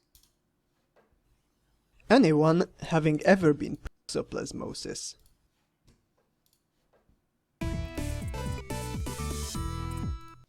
Clouder of cats. Whoever it is, she is known as the crazy cat lady. And stereotypes or not, there could be some actual psychological risks from hanging around so many kitties if just one of them is harboring a parasite. See, there's a parasite that sexually produces only inside cats, and it's called Toxoplasma gondii. And if that parasite gets into a human, it can result in a full-blown infection called toxoplasmosis, which could be bad news for your body and your mind. T. gondii have really tough eggs, and when animals like rats or birds eat them, even just through contaminated water, they become intermediate hosts. Once that bird or rat makes its way inside of a cat, however that happens, in the kitty's gut, the parasite will mature, mate, and sexually reproduce. And eventually the cat will poop out more eggs, which continues the cycle. In a human or other intermediate host, T. gondii can still hatch, but only reproduce asexually. They're dangerous, though, because parasites can enter your bloodstream and infect almost any kind of cell, including immune cells. An immune cell is like a Trojan horse, letting T. gondii sneak around and invade more specialized tissues like muscle cells and brain cells. Once parasites get into your central nervous system, they can hide out in cysts and infect you for life. But you might not show any symptoms, or if you do, it's just like a mild flu. Some estimates say over a third of all humans have toxoplasmosis without knowing it. As a human's immune system gets weaker over time, the parasitic cysts can cause some more severe symptoms. An infected person can develop muscle weakness, poor coordination, seizures, or permanent damage to the brain and eyes, which is not great. And if a pregnant woman is infected, she could pass the parasites on to her baby. On top of that, there's evidence that links T. gondii infection to psychological conditions too. One study monitored the mental health of nearly 46,000 women from Denmark who had their newborn babies screened for T. gondii antibodies, which were passed on. The researchers then followed up on the mother's medical and psychiatric information for up to 14 years and found that infected women seem to have more risk of depression, anxiety, and self-harm later in life. Many studies suggest that T. gondii affects how a couple different neurotransmitters work too. These are the chemicals that travel between neurons all over the body, not just in the brain. And when neurotransmitters get imbalanced, that can lead to physical and mental illnesses. One 2011 mouse study from the University of Leeds showed that T. gondii infection in brain cells led to higher dopamine levels because the parasite makes an enzyme that controls how dopamine is made. Dopamine helps regulate parts of the brain tied to pleasure, mostly the amygdala and the nucleus accumbens. But too much dopamine flooding the brain has been linked with illnesses that distort thoughts and moods, like psychosis, schizophrenia, and bipolar disorder. A more recent study in 2016 showed that T. gondii infection can also mess up a protein that transports glutamate, which is usually an excitatory neurotransmitter that makes neurons more easily activated. Quiz Failed after. transporters lead to a glutamate buildup in the space between neurons all over the nervous system, like a chemical traffic jam. This is called excitotoxicity, and it basically overstimulates the nerve cells, causing parts of them to go haywire and start breaking down. So dysregulation of glutamate is linked with neurodegenerative diseases like ALS, multiple sclerosis, Parkinson's, and Alzheimer's. And another study from 2012 found that parasite hijack immune cells start releasing a bunch of GABA. GABA is usually an inhibitory neurotransmitter, which means it can keep neurons from firing as much. When it interacts with the amygdala, for instance, GABA can help control feelings of fear and anxiety. So way too much GABA could presumably make someone feel fearless, like how severely infected mice seem to be less afraid of cats and get eaten more often. That way the parasites can continue their life cycles. But even with all this research, other studies have suggested that there isn't a significant association between toxoplasmosis and mental disorders. A study from Duke University took blood samples from just over 800 people to look for T. gondii antibodies and did other surveys and tests to collect data about the behavior. About 28% of their participants tested positive for parasite antibodies, but the researchers didn't find a significant association with schizophrenia, depression, or other mental disorders, or any link to impulsive activities like crime or car accidents. So research in this field is tricky because animal models like mice aren't entirely comparable to humans, but it'd also be super unethical to do controlled experimental studies on humans, like giving people toxoplasmosis and monitoring their brains. But there is no reason to ditch your cats. They bring happiness and cuddles. There's so many positive health outcomes associated with having a fuzzy thing in your house. Just be careful around their poop, like make sure it doesn't go in your mouth. Try to keep them from eating mice and birds, if that's possible, and make sure your food is cooked properly so you don't accidentally eat any uncooked parasite eggs. Thanks for watching this episode of SciShow Psych, which was brought to you by our patrons on Patreon. If you'd like to help us make more episodes like this, Sick. There you go.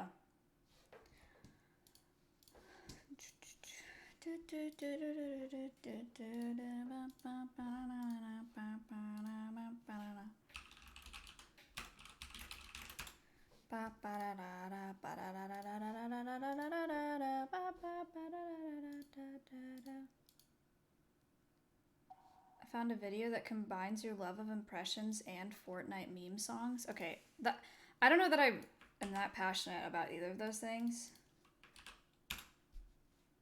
Will you be my pro Fortnite gamer? Pro Fortnite gamer. It's okay. I'm scared of that, but thank you. Thank you for the Twitch Prime. Everything. Of course he knows when it's time to retreat. Alright, we need 20 now. Could be pro Fortnite gamer. Pro Fortnite game. The whole chat knows it. Nobody thinks you're hot. There you go. One in She's chat doing if you don't ban think this appeals. guy's Oh hot. my god. Tell him that. You can press deny. Wait. One in chat. Who's doing this? Tell him nobody thinks you're hot. Just here you go. Oh. Deny. Yep. Okay. Something. The whole chat knows it.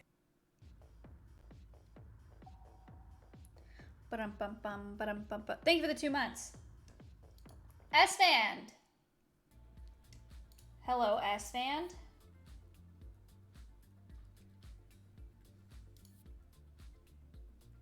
Lakari. This girl's bad. Bounty Hunter was not that good. Sniper was also not that good. And Yay, JJ, thank you so much. Dota 2. Okay. We have 5 minutes before I do that. I think it's fine. I think I'm gonna do.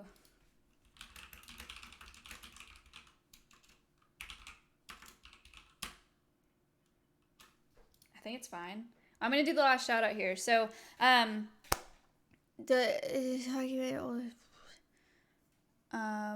I don't know. That's a good question.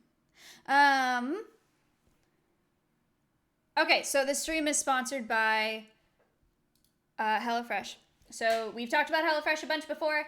It is pre-portioned, pre-packaged meal kits that are sent right to your door. There are a bunch of really cool meals to choose from, really good meals to choose from. It saves time so that you don't have to go to the grocery store. And HelloFresh says that you can save up to 28% by using HelloFresh versus grocery store shopping.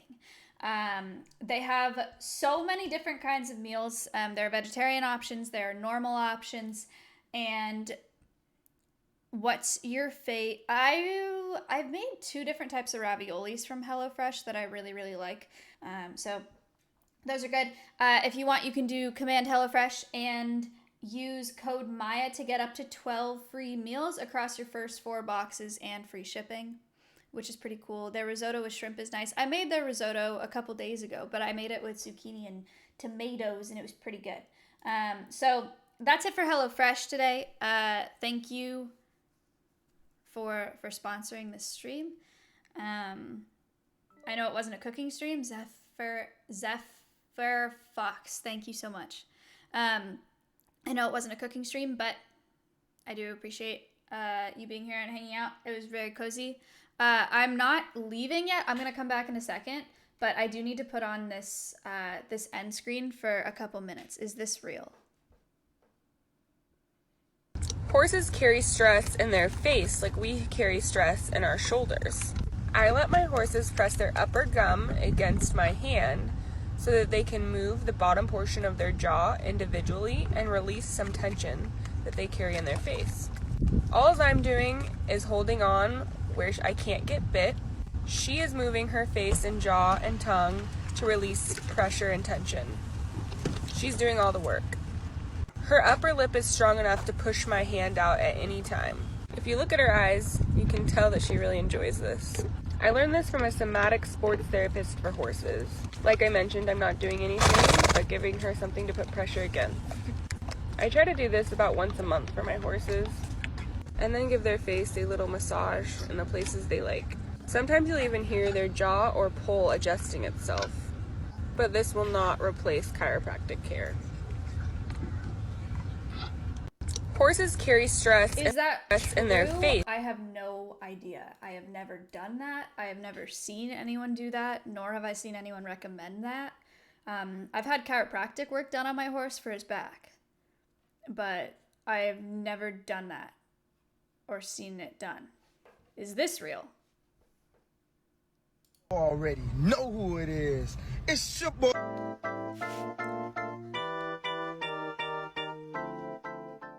Yes. Already know who it. All right, chat. I'll be back in a second. Again, can't play music for this one, but it's a 3-minute ending screen, and then I'll be back. I'm not ending the stream, but it kind of looks like I am. Okay, here. Also, I'm going to come back. I need to feed the owls. So I'm going to do that one more time. I'm going to come back and do that. Hold on.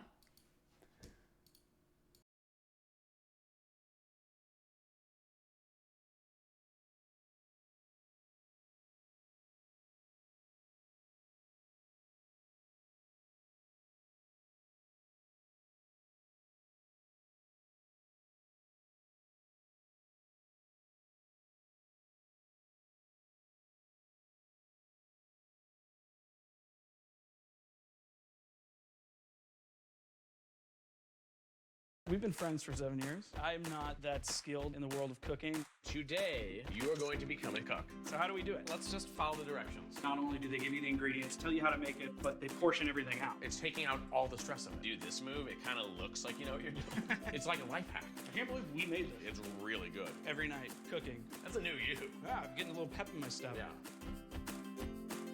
Visit HelloFresh.com and use the code below for up to 12 free meals. Dinner. A constant struggle. Wasting time buying food you don't need. Life getting in the way of eating well. Unable to satisfy your picky eater. Stuck in a rut making the same recipes over and over again.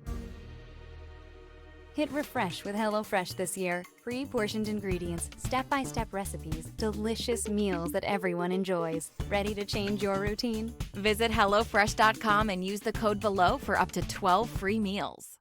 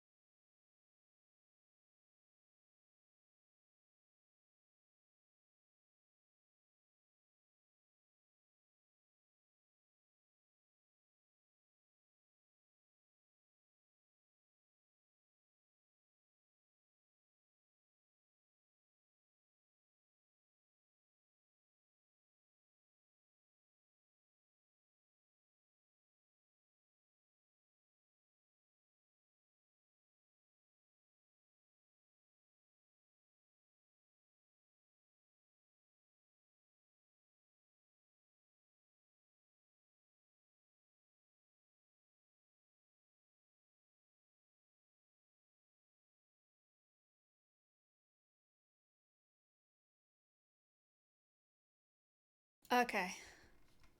That should do it. What's up?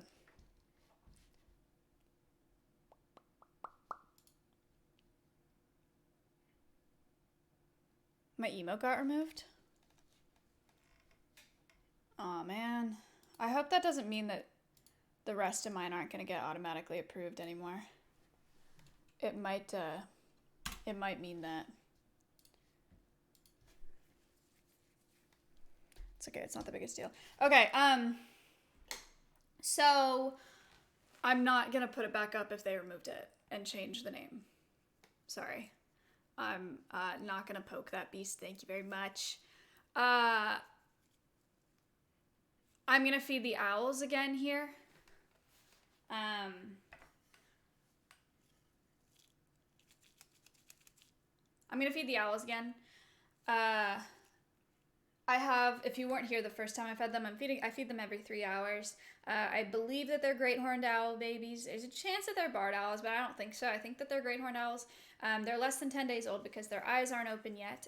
And I'm not going to talk while I'm feeding them because birds can imprint on human voices as well as imprinting on people. The only reason that I'm feeding them like in the open like this, not covered, and them not being in a box is because their eyes aren't open yet. So once their eyes open, they'll be fed in a box with tongs with a puppet. And then hopefully on Tuesday, I'll be able to pair them up with a surrogate. So yeah, I don't feed them every 3 hours overnight. No, overnight they sleep and they're hungry in the morning. They eat the most in the morning. So at this point in the day, they're not nearly as hungry. So they might not eat very much, but I'm still going to offer them as much food as they want. So yeah, I'll bring them in here, show you. Their names are Marsh and Mallow. Chat decided that last time we fed them. So excuse the fact that I'm not talking here. But I'm going to go grab them. Also, that cord that I tried to show you, it's a heating pad, if you guys care.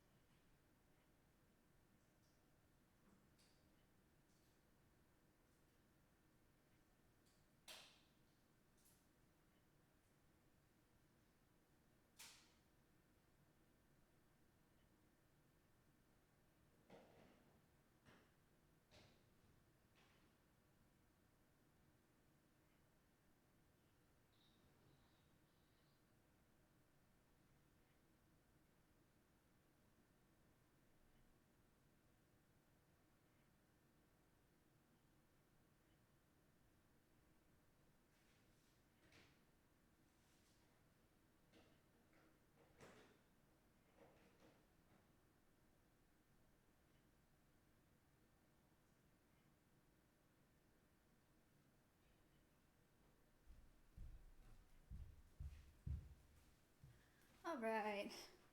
Just put the rest of this in the fridge. See, they didn't eat very much. They just eat less throughout the day.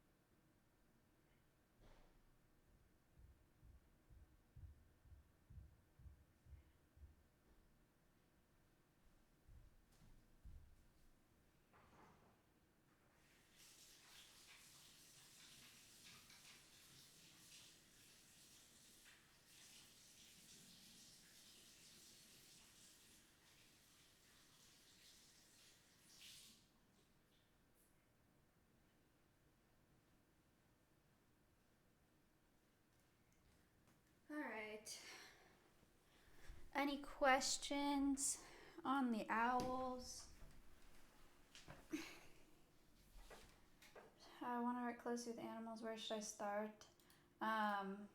Yeah, degrees in biology help tremendously, but other than that, just volunteering in as many places as you can. Best type of parrot for a pet. I don't recommend parrots as pets to pretty much anybody, to be honest with you. I think it is a beyond lifelong commitment to own a parrot, and they're like toddlers, except way more destructive and way louder. If you're a first-time bird owner, I would recommend cockatiels. I would recommend conures, but conures, you're going into the loud zone for sure. They're very, very loud. So that's kind of annoying. The owls are great horned owls, I think. Beyond lifelong commitment. I mean, likely you're not going to get a parrot until you're at least in your 20s. They live 60 to 70 years. So, you know, people have to put them in their will. And a lot of people don't want parrots for that long, you know? People get them older than that too, and they live that long. So, yeah. If you want a bird, lovebirds are good. Cockatiels are good. Conures are loud. Parakeets are good. I realize they're not as social and they don't talk. It's not as common for them to talk. They can talk. But I need a parrot by tomorrow. I'm not sure why do you need a parrot by tomorrow? No, they live a really long time. Getting a cockatoo, but I don't recommend it.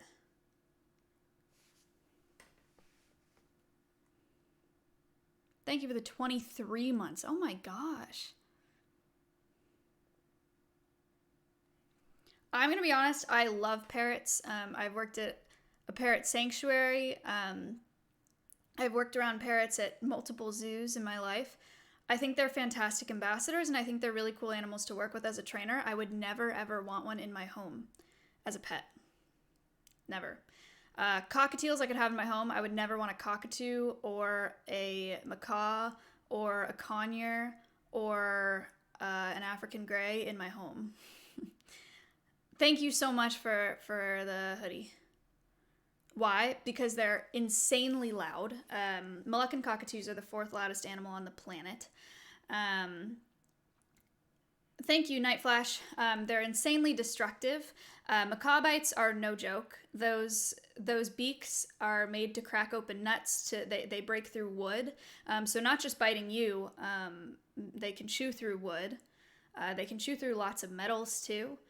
And getting bit by a macaw sucks. And they do communicate a lot with their mouths. A lot of birds have biting issues, and those are really hard to train out of. So there's that. If they get any sort of separation anxiety, they will just scream. Not like a dog whining or barking, like screaming. It's unbearable to have in your home. I don't recommend mid to large size parrots to anybody. I really don't. Even if you're like a bird person, even myself, I wouldn't want one in the house. I really don't. What's up, Quack? Macaw is a type of parrot.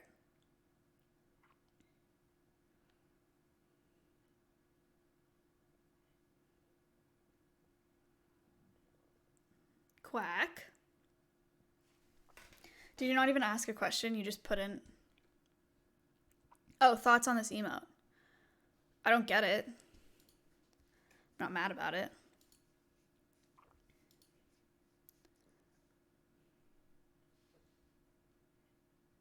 I read the name. Like, okay.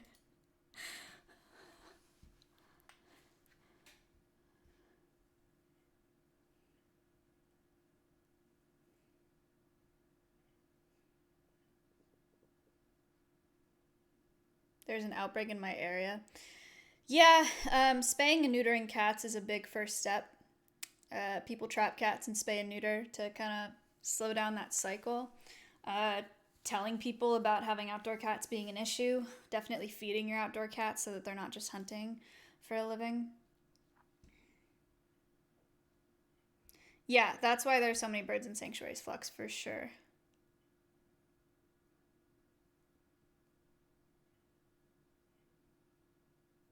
Mini pigs are great.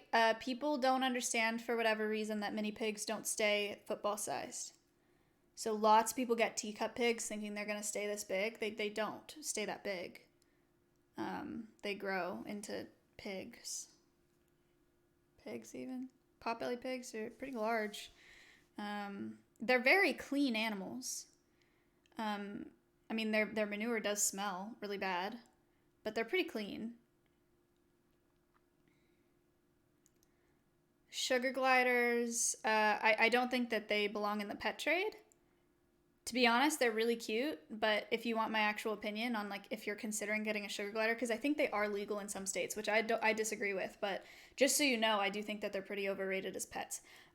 They sleep, I mean, they just sleep all day, and they're not very social, and they bite, and they're just very, very anxious.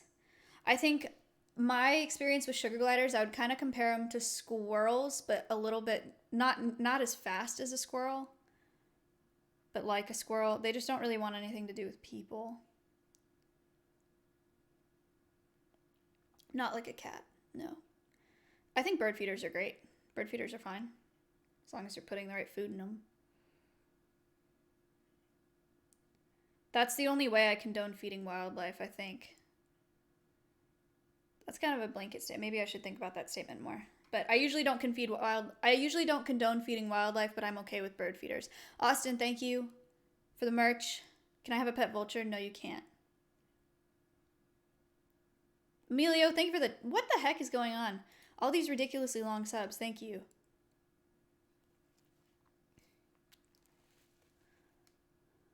I'm sorry that you lost your cat. That sucks. What about feeding squirrels? Squirrels may eat from your bird feeders. Do not feed squirrels by hand. Don't try to go up to a squirrel and feed it a nut. One, you might get bit. Two, it's just encouraging them to think that people are safe. So they'll spend a lot more time in suburban and urban areas, and they're way more likely to get hit by cars or to get in trouble with like other human conflict. So don't do that.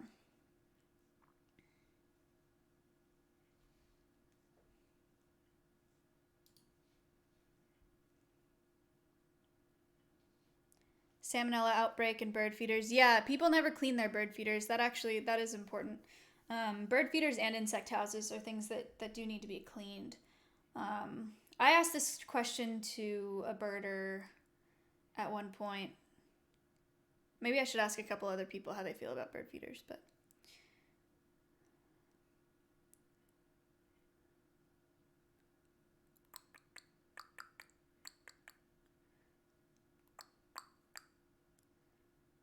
If you're a bird rehabber, are you the one recharging them? I'm not. I don't really understand your question.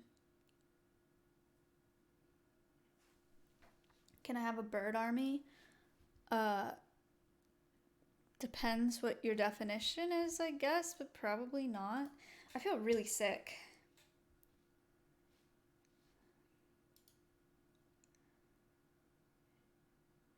I think I need food.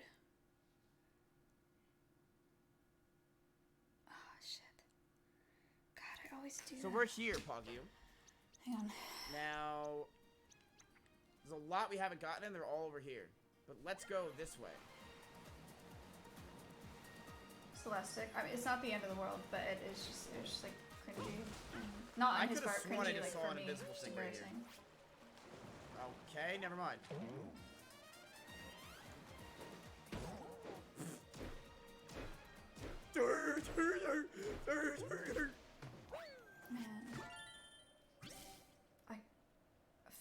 I feel like lightheaded and like I'm gonna throw up at the same time. Do any of you get that when you haven't eaten enough food or you're like so hungry that you feel nauseous, like you're gonna throw up? Is that not the most counterintuitive thing ever?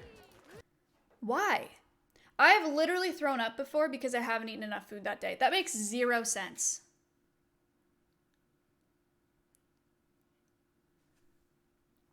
Yeah, and it makes you not want to eat. I love stick insects. Australian walking sticks are one of my favorites. I mean, that might not be what you're talking about, but I love those.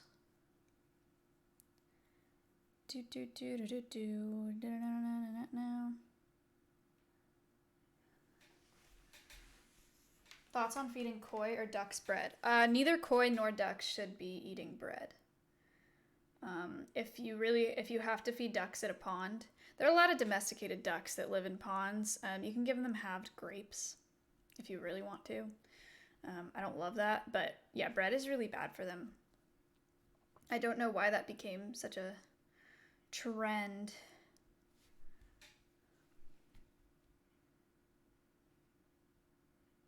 Veggie burger.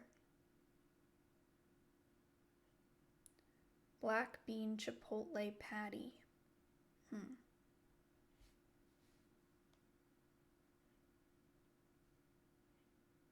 I got baited into clicking on this because the picture on Uber Eats has onion rings on it and they don't have onion rings.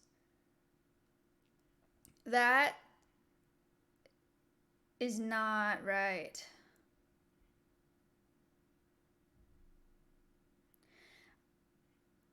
They spelled regular with a W. I would show you, but I don't want to leak anything. W-E-G-U-L-A-R. Regular fries.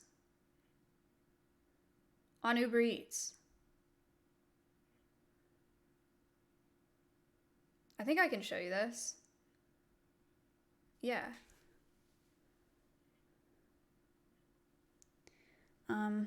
Well. Do you see it?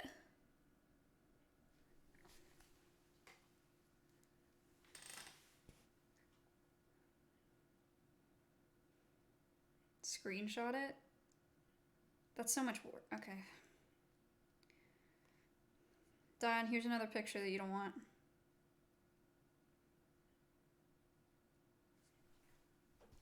Prove it, okay? Here. This is so embarrassing.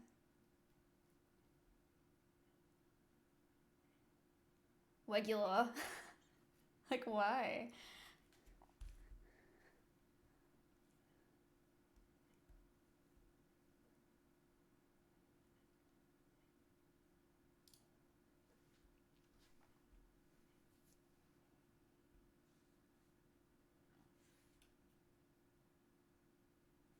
We can be pro Fortnite gamers. Pro Fortnite gamers. La la la la la la. Ooh! This is nice. Yay, they're preparing my order. That's fancy. Chat, if you haven't been here,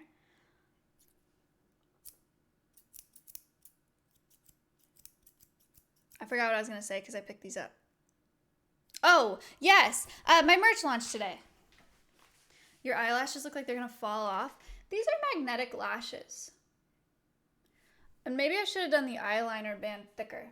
Do they look? I don't think they look like they're going to fall off. What? Oh my gosh. Check this out.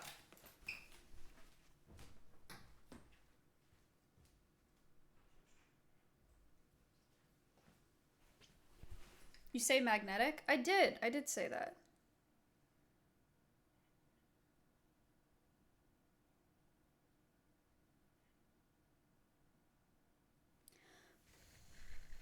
Wait. The eyeliner is magnetic, and then the lashes stick to the eyeliner.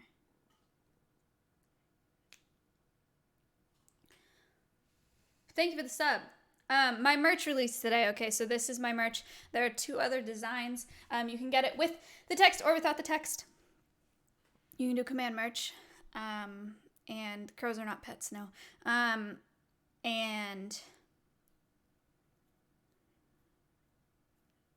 there's t-shirts and hoodies. Ow! Ugh. Oh, I need to put a new band-aid on that. That's where I cut myself with a butter knife.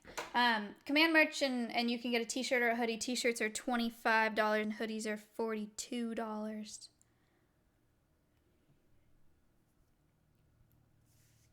A butter knife? Yeah. I was cutting an avocado. I was holding the avocado like this, and I cut into it, and for whatever reason, it just went through really fast and cut my finger. Worse than maybe I've ever cut my finger with a knife, actually. How hard did you slice? I didn't even mean to slice it that hard. I was talking at the same time. I don't know. But it's a serrated butter knife.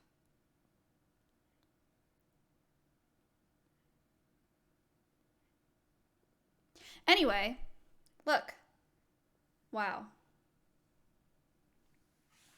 Ready?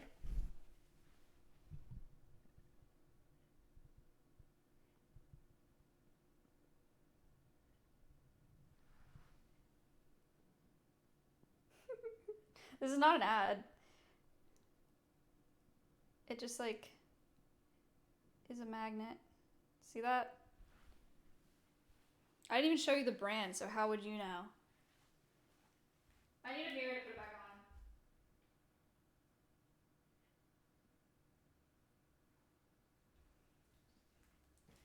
on. Anyway, the bot.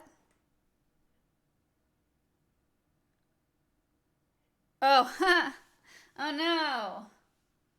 Sorry.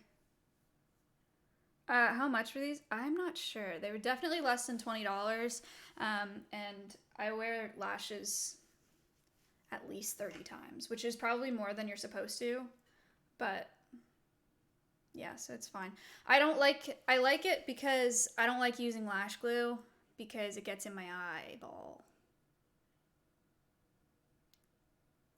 There are some people, I used to think that you could wear false lashes once and then throw them away. Oh my God, that is so not true. Especially because they get damaged. This is my first time with magnetic ones, but they get damaged with glue because you have to like peel the glue off. Otherwise it builds up and makes like a, fat layer of glue.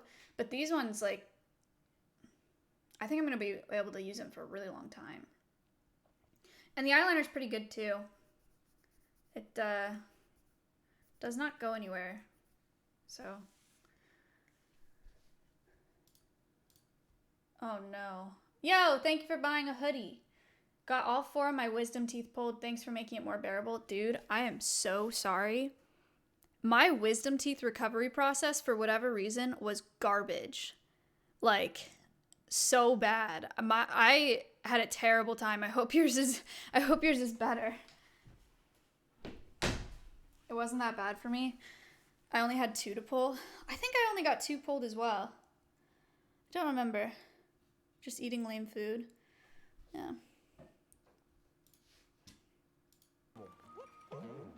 They can't learn from their past. I had an interview today about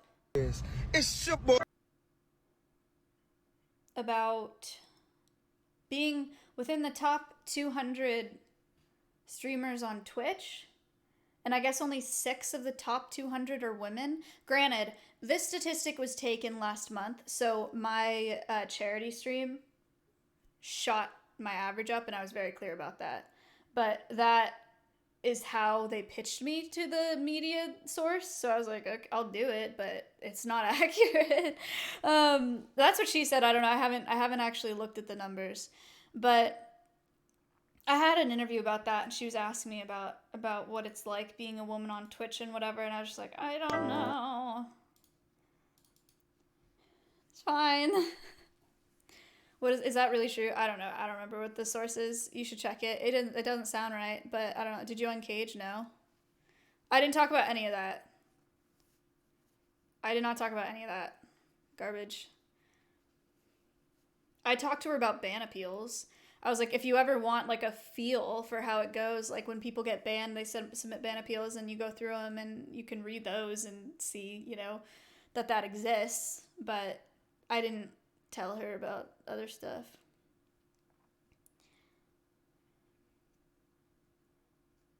Lack of female viewers, this applies to sports as well. I talked about that. I said that the demographic on Twitch is heavily male. I gave her my demographic on Instagram being 91% male. I said that I wish there were more female viewers, obviously, but what are you gonna do? I wish more female streamers would talk about what it's like, but I understand why you wouldn't. I mean, what do you want to know? I think it's pretty, I feel like it's pretty, I feel like people know.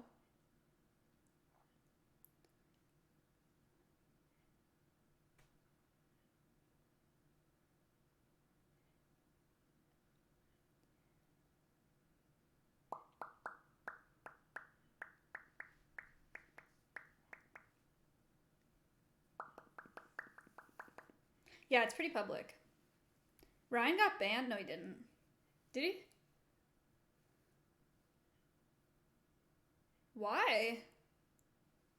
For what?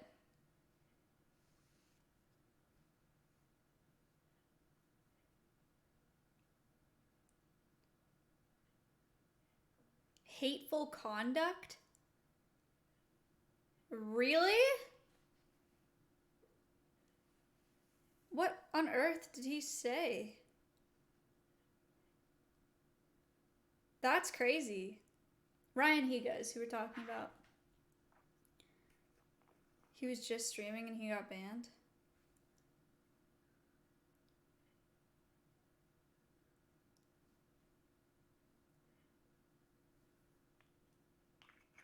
Your cousin? Right.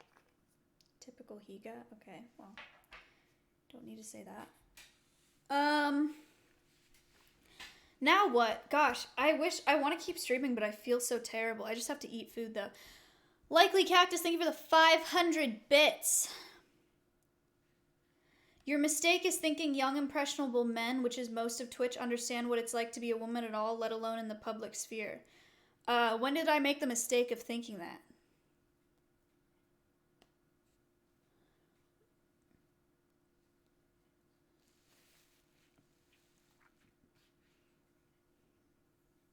Of course, I know that they don't necessarily understand what none of them are in that position.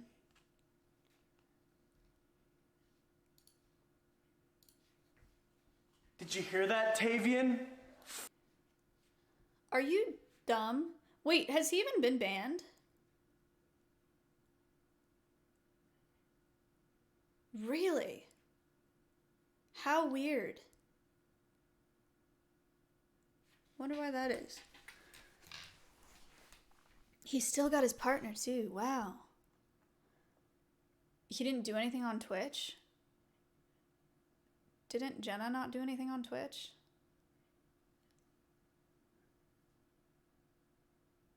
Wasn't it just Discord? Mitch leaked on Twitch though. But your hair looks like copper wire. I don't think that it does look like that.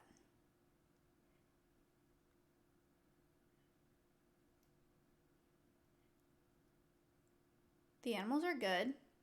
Twitch is inconsistent. Who knew? True! What are your plans with your hair? Let it grow out. I don't know, until it looks really ugly, and then I have to do something about it.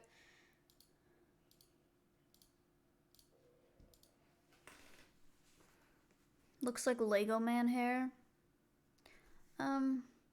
Maybe.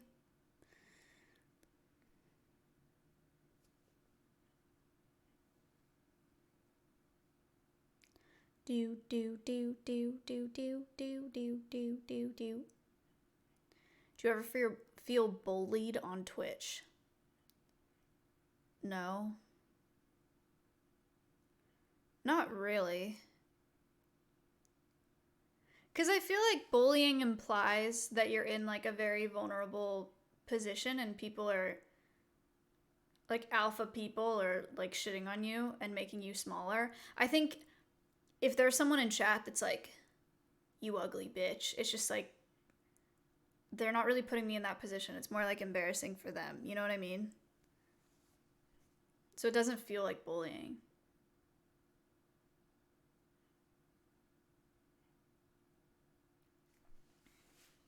First stream at Alveus is whenever I can ensure that the property is off of real estate websites. Command merch, hooray! I guess the power dynamic is in your face. I guess so. I don't know. It does have to do with the power dynamic, I guess, when it comes to bullying. Yeah, maybe that's it. I don't know.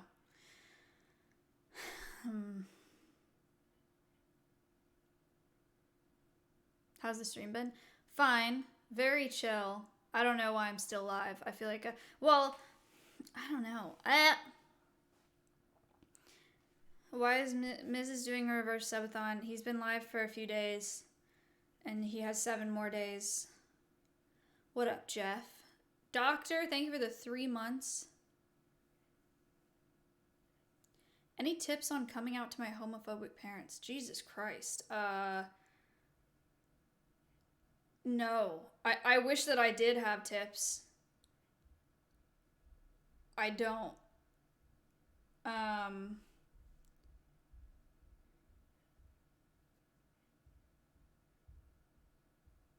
Yeah, man, I don't want to give you any advice there because I don't know your parents and I don't know how old you are. So I'm not going to say anything more than that, but I'm sorry that you have to worry about that. I can tell you that much. That sucks. It's okay, LOL, Joy. Okay, I'm glad you have that outlook.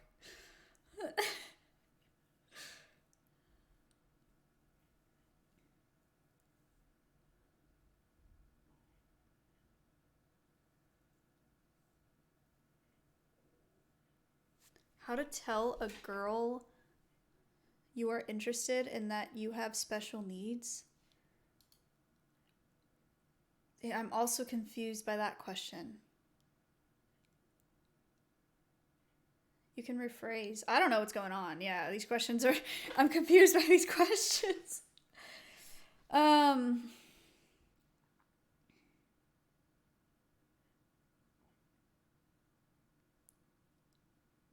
What?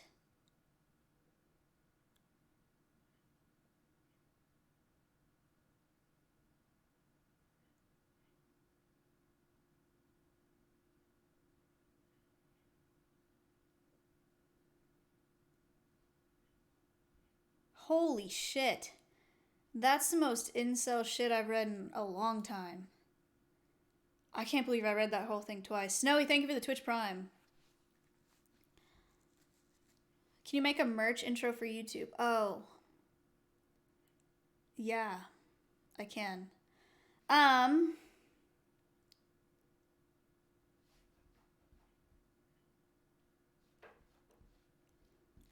hate doing this so much.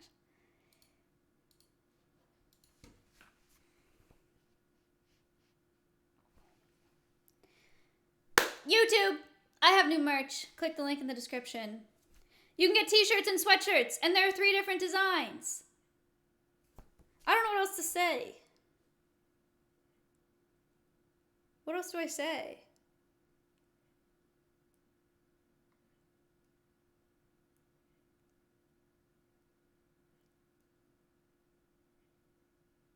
You've said it for Twitch. Merch. Buy my merch, please.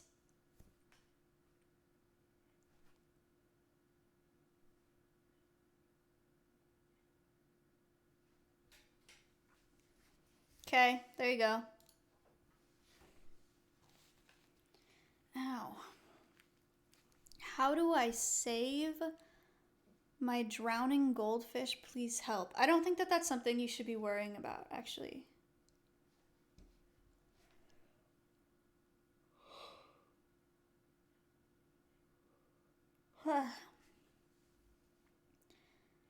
Hi, Jeff.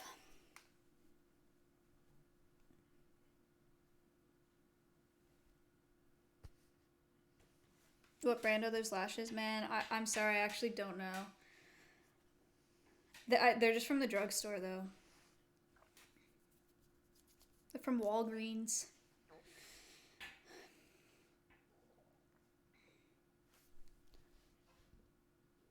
How much? What? Locke, what did you say?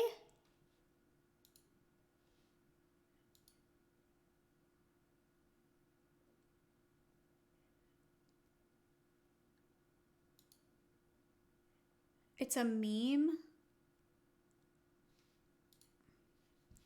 With these people, and it's been good. I enjoy it. Next question on this left side. I was wondering, what's the recommended amount of dedicated RAM I should have to a server? I'm sorry, could you please repeat your question? Dedicated RAM to a server. RAM. If Oh, you're how running much off your RAM? PC. Oh, okay. It's dependent on plugins and players. Yeah, it's a. What it's really depend. This is a technical question you're asking. How much RAM? Aww.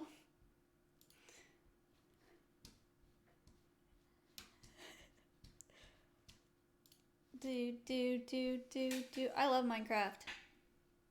It's not true.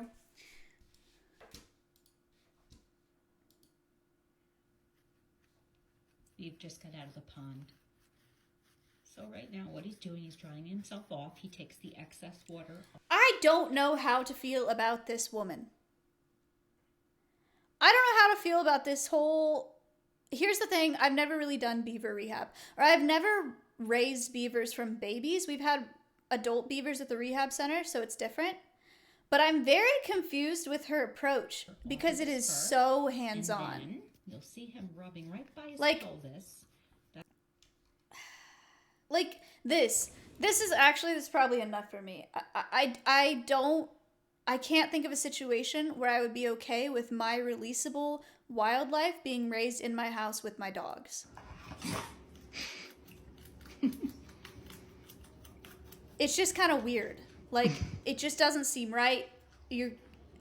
I would want these beavers to be afraid of dogs, you know? Like, is it releasable? Yes. This is a licensed wildlife rehabilitation specialist, and she is rehabbing this beaver to be released into the wild, but like she swims with it.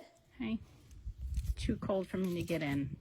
And she's got, no, dude, this is not okay. This is not what you do with releasable wildlife. There are some animals, if they're orphaned, like there are animals that need a certain amount of contact that I understand, and they get stressed if they don't have like stuffed animals, or they don't get like raccoons are kind of like that, right? But you don't need to cuddle Don't eat my hair. wildlife and excessively handle it like this. You treat a wild beaver better than some people treat their dogs. This account has officially undone all the hatred of beavers. Wonderful, look at him. Moments like this must make the rehab process worth it. I know it's hard, but you're so good with him and his lifestyle. They definitely do, and this one came out of the blue. I was just watching TV and he came up and laid on me. Hashtags, not a pet. Wildlife rehab. I'm reporting this account.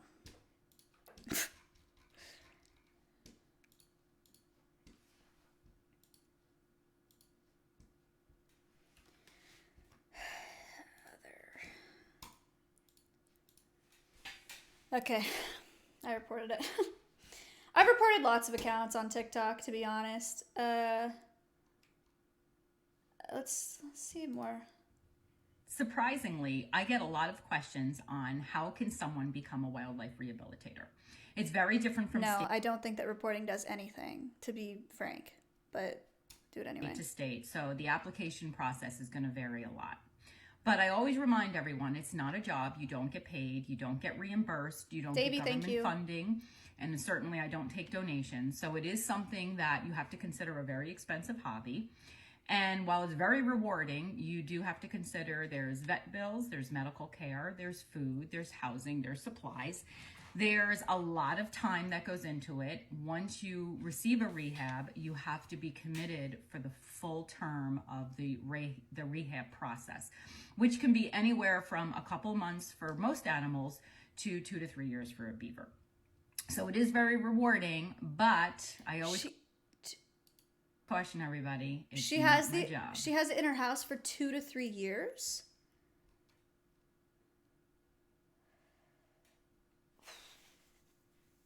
What?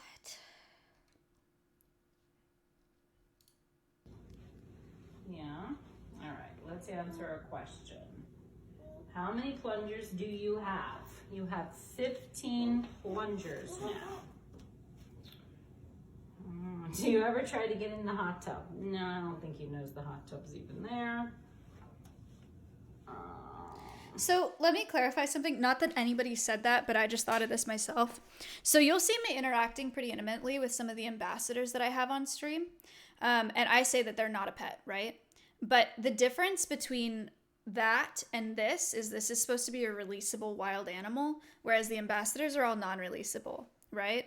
So I try to be careful to present the ambassadors in a natural setting, but I hope that that distinction makes sense. Everybody wants to know how many. She probably is licensed. And now it's imprinted. So technically mammals don't imprint in the same way that birds do. This would be considered habituation. And the International Wildlife Rehabilitation Council considers habituation or imprinting to be automatic euthanasia. Because one of the Wildlife Rehabber Codes of Ethics, or one of the points in the Wildlife Rehabber Code of Ethics for the IWRC is wild animals have a right to euthanasia if they're not deemed if they're not capable of being an educational ambassador. They have the right to euthanasia if it's going to be that they're going to be in captivity for the rest of their lives because they're wild animals and they shouldn't be unless they're comfortable being an educational ambassador, right? So IWRC would say that this is habituation. I would imagine this, I don't know how I would say this isn't habituation. So they would deem this to be automatic euthanasia unless this animal had a plan to be kept in captivity to teach people about beavers, which is not the case in this situation. She's rehabbing this beaver to be released. Busy. Oh, where does Busy as a beaver come from? Well, that's because of Beaver's Day.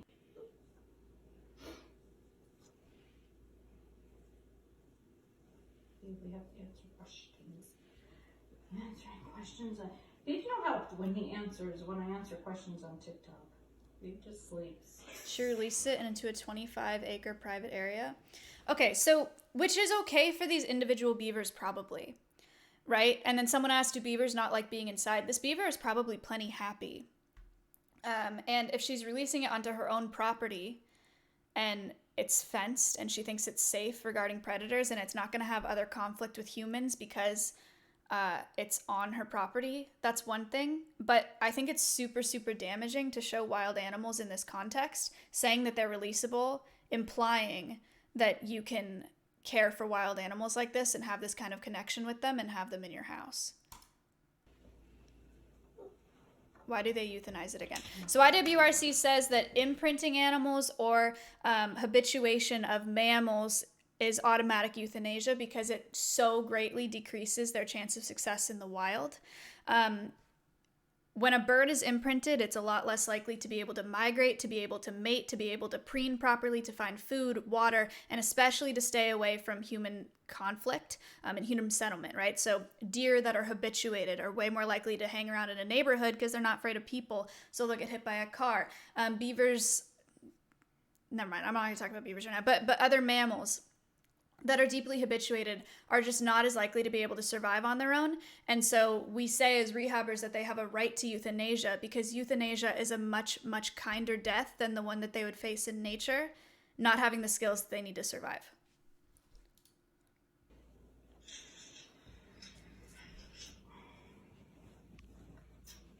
Oh my goodness.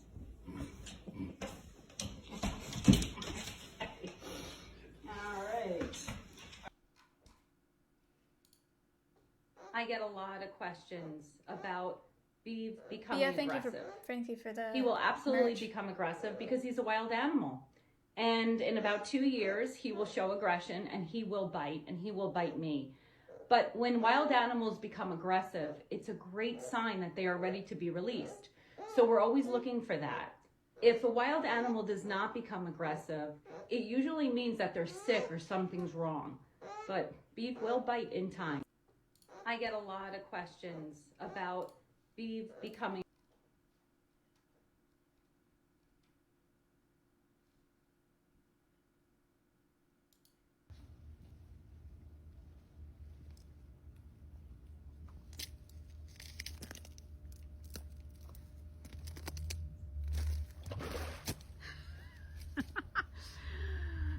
I just wanted to show everybody how scared of humans Beeve is. If he did not hear my voice or catch my smell, he is scared.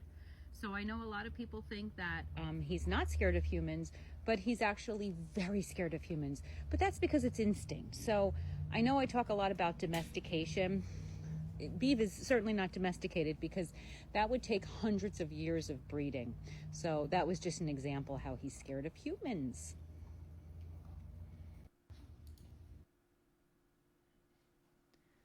He's socialized to you, and once hormones take over, he'll be more concerned with protecting his own family. Okay, so again, I mentioned it before. In this particular situation, this beaver might be A-okay on her property, but I still think that presenting wild animals in this context is super irresponsible. So that's the problem that I have. He is not using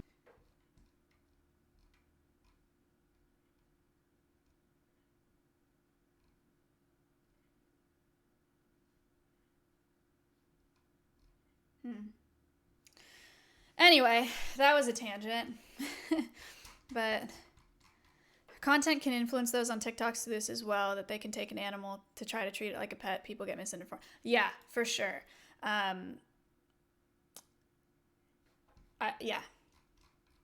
It's a hard line to walk. You know, she may be thinking that she really is, like, being very clear that she's a rehabber, that these are releasable animals, whatever. But just the video of him, like, on her couch laying there with her, it doesn't put out that same message, and people on TikTok are gonna see that and be like, oh my gosh, you can have a beaver as a pet, right? Or just think in general that's like, I don't know. Not that I think people are gonna go catch beavers because of her and keep them in her house. I just think overall it's a really harmful thing to do. You guys are, you get it. If I did, doesn't matter. You know what? You know, I'm still why- lighting in my room. Why do you do this to yourself, brother? Do what? Win? I'm a this, winner. This is when you call me out, and then you're gonna play Madden, and then just for you to get your ass whooped, and then you're gonna be silent the whole game. Why are you linking me this? It's like, No, I won't. I'm gonna be talking will shit. do. I'm gonna be talking shit the whole game, bro. okay. Yeah, I'm rock hard. I love fucking winning.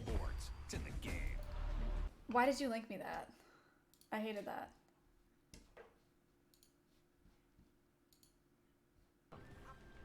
You can't be serious. Let me analyze your gameplay real quick and see what you did wrong. You were definitely trolling. God. You can't be serious. Ew. Let me analyze your gameplay real quick and see what you did wrong. You were definitely trolling. Oh my god. He actually looks like a different person.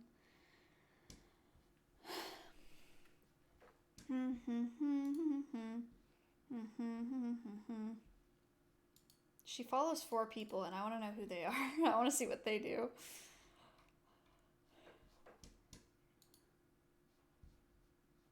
Hello? Dude, why are they saying check outlet? What does that mean?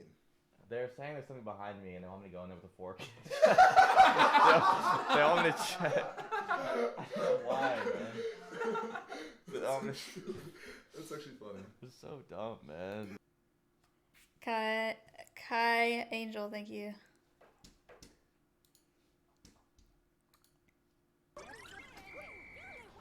Fuck. Thank man. you. White people happy. What? Fuck, man. Okay, Danny. Thank you. Soup into it. Fuck off, man. No, please don't die. Stop moving! What the fuck? Soup into it. Fuck off, man. No, please don't die. Stop moving! Ow! Why did you do that? Oh no. He's dropping off my order. Oh, another one. Thank God. Ah! Ew! Why? I can't. I hate living with men.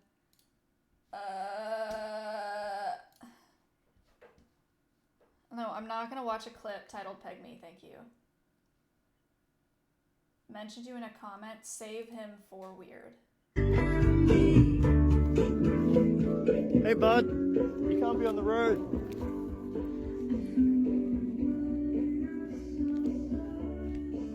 Hello. You okay, mate? Did you fall out of the tree? Do you need some help? Why are they so docile? Maybe a coffee? You probably want to run over that side, bud. Come on. Move along. Move. Move. Come on. Come on.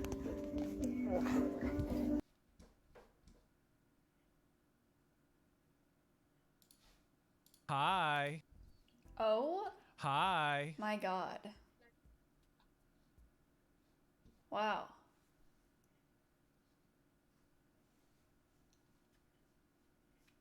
Nice.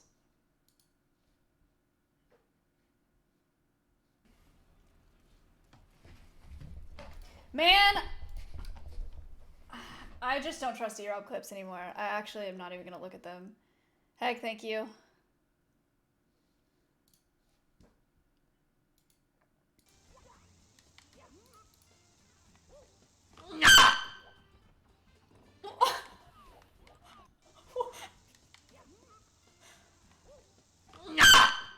Oh my God.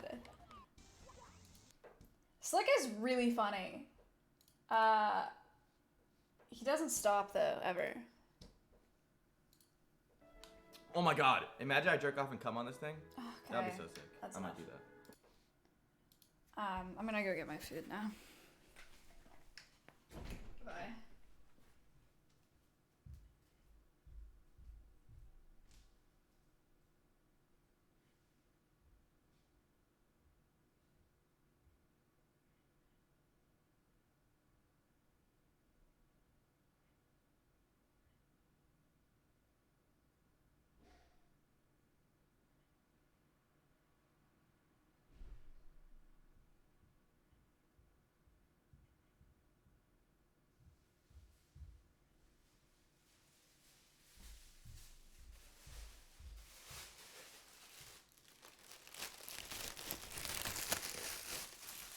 Food tour. Here are my regular fries. Maybe that's why they're called, because look, what the hell is this?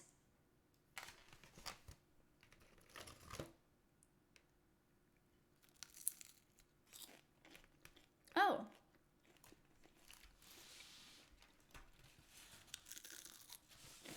Mm-hmm. Mm-hmm. Yeah, this is really good.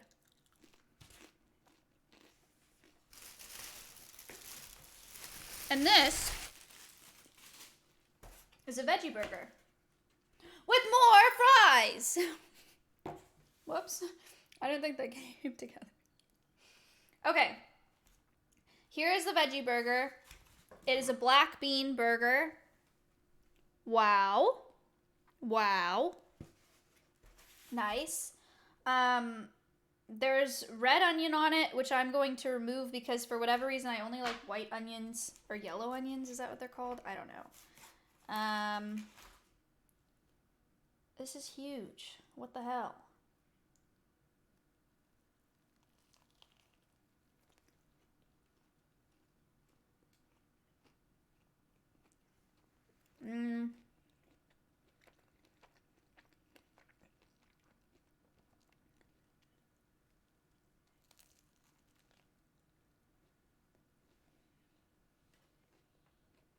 It's large.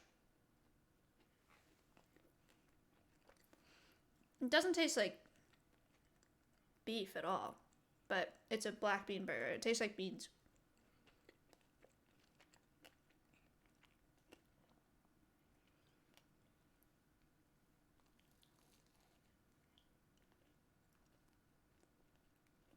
It needs ketchup, but I'm not going to Mitch's room to take his ketchup.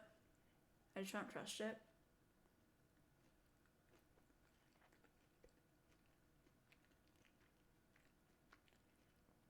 I give it like a 5 out of 10.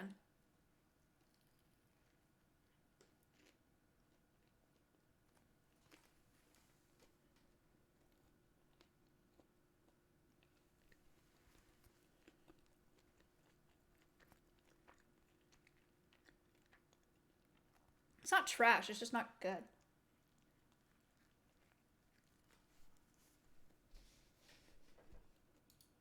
You can make black bean burgers. Thanks. Who is Dito? How did he become as famous as he is today? And what opponents did he face to get here? This is the story of Dito, Mizkif's famous rabbit. Once there was a litter of bunny wabbits, born in early June of 2019. They were raised by a friendly farmer man whose favorite thing to do was to drive his tractor He was not friendly everywhere, or a farmer, especially but- McDonald's. Okay. These bunnies would always go to the playground and would both play on the slides and jump around. As the rabbits grew, they became more and more competitive with each other over food, especially the special rabbit cupcake. This was the treat the rabbits were most envious of, and only the leader, or alpha of the rabbit pack, was worthy enough to eat it. One of the wabbits in particular was starting to show characteristics of an alpha. He was the youngest of the litter and was a fierce competitive gamer who played Twister, Monopoly, and Smite with his fellow rabbits. Wow. One time while this bunny was playing some Smite with the boys, he was interrupted by someone unexpected. This someone was no other than Maya Higa, What? an animal expert and Twitch streamer with a net worth of $89.5 million. She decided to visit a bunny barn to pick out a rabbit for her roommate Mizkif. If you don't know, Mizkif is a famous esports player, speedrunner, and TikToker with an interesting personality. He had been talking about wanting a bunny all day, so she decided she would get him one as a pleasant surprise. It had been months. But which bunny for would the Maya record. choose? There are many choices, and each bunny had its own personality and moveset. After giving it enough thought, and knowing that Mizkif is very hyper, she chose the most social bunny of the bunch, which happened to be the alpha of the rabbit pack. Maya then drove the bunny home and hid it in Mizkif's laundry, a place where he would never look. Mizkif didn't suspect a thing. A few hours later, Maya told Mizkif she had a surprise for him. Mizkif thought the surprise might be a pregnancy test, which is an odd thing to expect from a roommate. In a couple minutes, Maya brought a red box on stream, with the bunny secretly concealed inside. When the bunny peeked out of the box, Mizkif's reaction was priceless. Thank He you. was flabbergasted by the bunny, and his mind started flooding with different possible content ideas. And Dito. also the memories of a bunny he had long ago. This is a mysterious rabbit Rhyme that fang. Mizkif hardly ever talks about. One of the content ideas Mizkif thought of was to make a Twitch channel for the bunny, so it could race Slicker to Twitch partner, and to see if it could attain more subs than Erob. Mizkif wasn't the only one who thought of different content ideas. Austin did too, inviting the rabbit to his show. In the meantime, Chat was coming up with names for the rabbit. Among some of the names Chat suggested were Tryhard, Destiny, This, Taewon, and Dito. A game of marbles would determine the fate of the bunny's name. The winner of the Mizkids would choose the name. This marbles game had a very close ending, with Cortex and Sandy Cheeks going head to head. Cheeks did not secure the victory. Cortex was the marbles champion. And he chose the name Dito. This would be the legendary That name setup was so of the most trash. popular rabbit of Twitch. Chat loved Dito and would spam Pog you and Wide People happy whenever he was in sight. It also freed Dito Whitehardo whenever he was locked in his rabbit hutch. You could have let that Now through. that we have covered Dito's origins and how he got here, you might ask what he does in his spare time. When Dito isn't gaming Some or guy streaming, donated, he his does a ex variety gave of him that things, rabbit. such as eating, As if it was, reading, it was like a hate donor, exploring, like, playing with the "Oh, Roomba, okay." chewing carpet, and beating You up know his towels. ex kissed him once, right? Like, Dito okay. has a lot of agility, likes to run, What do you want me? How do you want me to react jump, to that?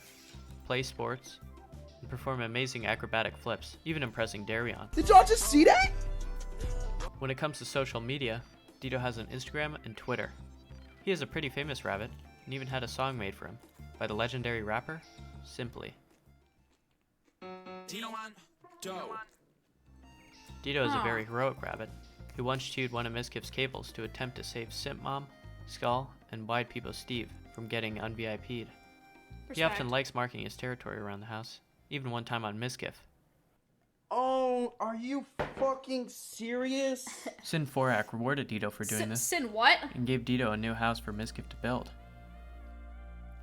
After Maya had built the house, Dito was very thankful for it and started relaxing. But his relaxation was interrupted by a new opponent. This opponent was Teddy the Skunk. Teddy the Skunk is an animal ambassador that Maya brought on Let's stream go. for educational purposes. Respect. Dito didn't really like Teddy and had something to say about him in a live TTV interview, with reporter Miskiff on standby.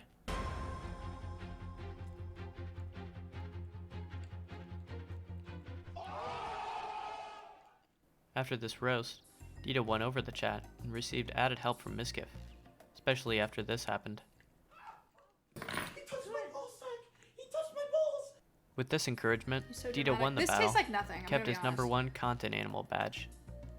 But Teddy wasn't the only rival Dito would face. More unknown opponents were soon to come.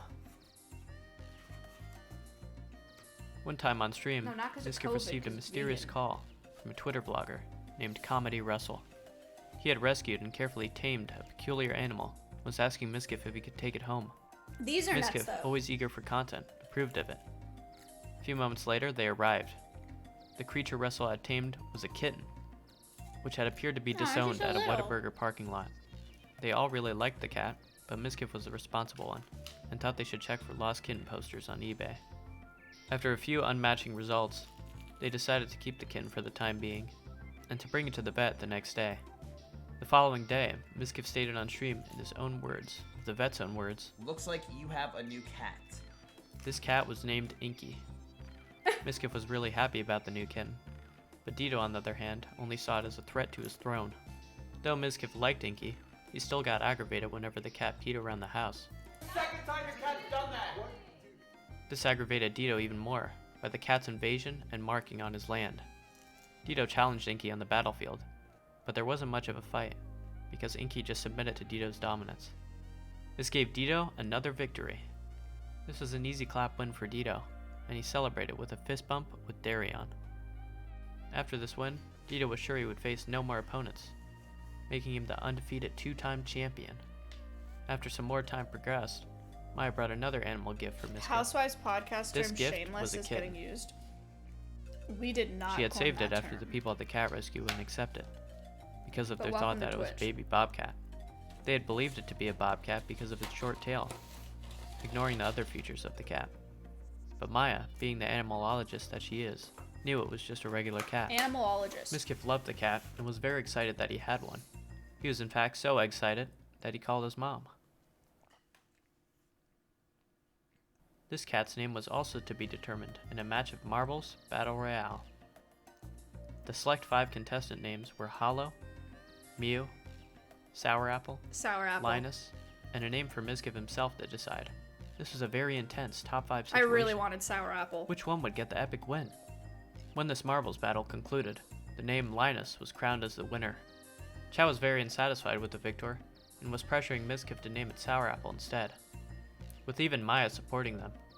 After enough spam of 4 weirds, Miskiff gave in and started a rematch. This match yielded Sour Apple as the winner. The Oh, winner of no. the follow-up 1v1 between Linus and Sour Apple would be the final match. Linus pushed through to get the victory, and was crowned as the winner again. But this competition with the names was pointless, however, because the cat was eventually named Chompy instead. Chompy was already starting to get a lot of attention in the house, and the spam of why people happies in chat whenever they saw him was immense.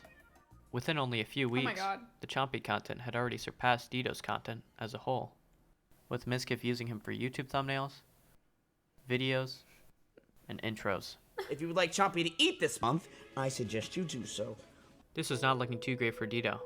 With the spike of Chompy's popularity, the cat was starting to become the new #1 content animal. Dito grew very sad at the thought of losing his #1 spot and being replaced, Sag. What happened to all the great Dito content? Where has it gone? And will it ever come back? Well, with only your help, we can prevent the rise of Chompy and persuade Mizkif to start making Dito content again. We could also convince Maya as well to post more about Dito on her Instagram and YouTube channel. Dito has much more to offer than Mizkif might think, and can provide great content for many videos. With enough promotion and Mizkif and Maya's help, we can bring Dito back to his former glory and give him a fighting chance in the content battle with Chompy. We are Dito's only hope. Go get Dito. No. Dito hates being picked up.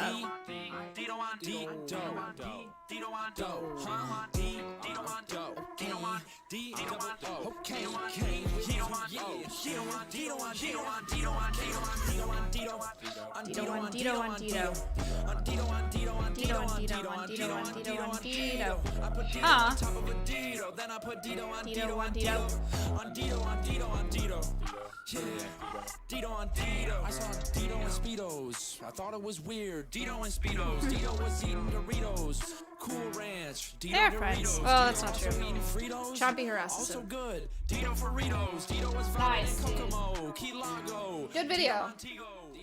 I think the hard part with Dito, or it's way easier to use Chompy for content, is because Chompy doesn't mind being picked up. Dito hates being picked up. So you can look at him while he's on the ground, and you can kind of sometimes pet him if he's on the ground, but you can't pick him up and show the camera. It's kind of similar to Stompy. Stompy's kind of difficult to pick up, especially now that she's getting bigger. So Chompy was he really? He used the wheel? Did he actually? Like, he ran in it? Or he was just like, he accidentally moved it? What? Does anyone have a clip? I want to see that.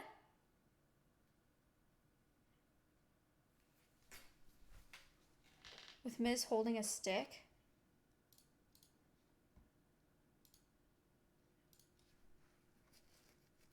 I don't know. I think so.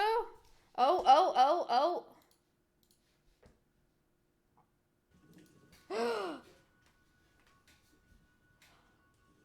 Oh my God. Ooh, that was fast.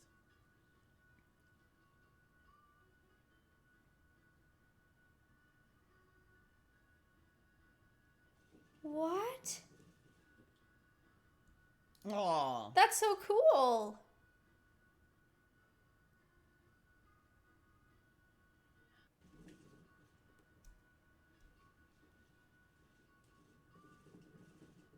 Wow. He learned that way faster than I thought he would. That is impressive.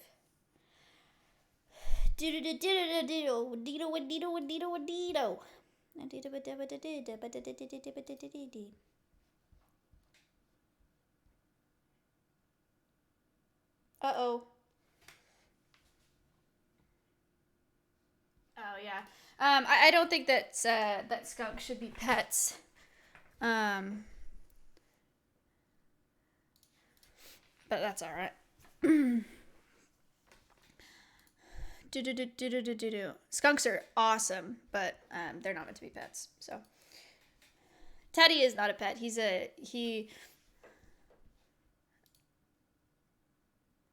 Yeah, cool.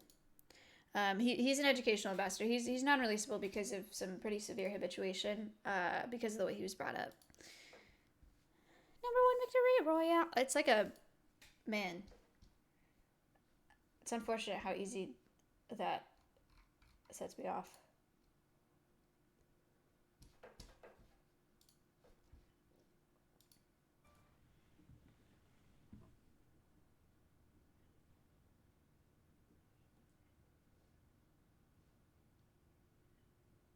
You know, the only reason he doesn't know that it's not focused is because he never has his OBS open. What the fuck? What the hell? Yo. Why did he do that?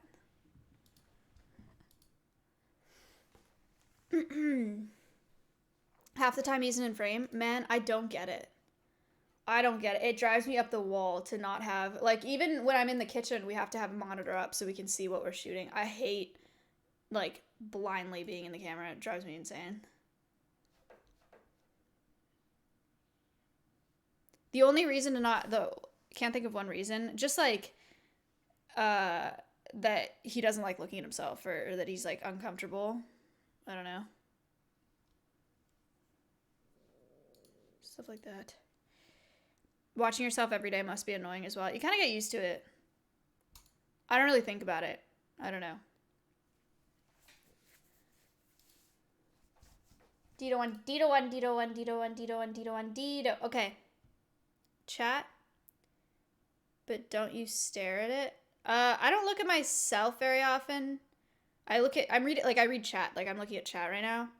But if I were to, like, change something on my camera or, like, adjust it, then I would, like, look at, like, the frame. But no, I'm really just reading chat. That's also why I struggle with IRL backpacks. I like, not being able to see what you're shooting, like, not having a viewfinder with an IRL backpack and just having an action cam to point whatever. Hate that.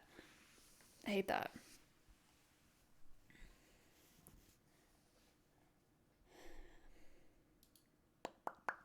Good stream. Yeah. I think we're closing up here. Tomorrow, I don't, or no. Shit. Yes, tomorrow I don't believe that there's a podcast. This is really embarrassing. And I may have talked about this before. Usually I schedule a podcast 2 weeks in advance.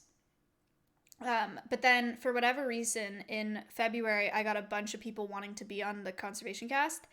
So I booked like pretty much all through March, and I cannot remember. I didn't write it down if I booked someone for the 26th. And I went through all my DMs and all my emails, and I can't find anyone. So I don't think that I booked someone. So I don't think that there's a podcast, but that's pretty much as bad as it gets for me. I wonder why. Oh, no, you're 100% right. It was right after I did the fundraiser for Alveus that people messaged me. Yeah, I was aware of that, but, you know, whatever. So I don't think that there's a podcast tomorrow, but I will be streaming tomorrow. Miz and I are doing a sponsor together, I think at 4 p.m. So I'll be at my desktop again. And then Saturday I'm streaming as well for Simple Mobile. So, you know, here's the deal with the amount of sponsors and bounties that I'm doing lately. I know it's way more than normal. Sponsors every stream. My reasoning for doing so many sponsors right now anyway is with this property. One, I have spent more on this, way more on this property than I've made in streaming at all. I've drained 80% of my bank account for the nonprofit and the property, and my parents have helped me with the down payment.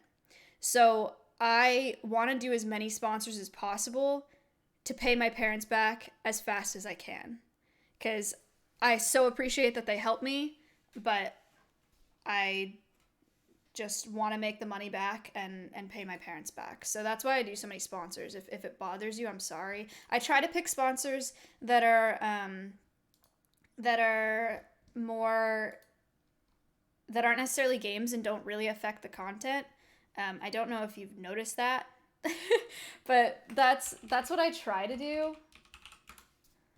And it usually works out okay. Mojo is not live yet, but I'm supposed to host. He was live a minute ago. Mojo, what are you doing? Wantep, I would host you, man, but I have to. Oh, he is live. Okay, Mojo is making a chinchilla enclosure for Alveus, so I'm hosting into him.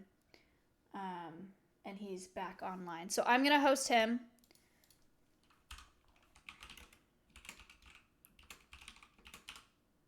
Go watch him. I think he's starting he's starting the chinchilla enclosure today. This is day 1 of these streams that he's doing, and he's great. So I'm starting that raid right now.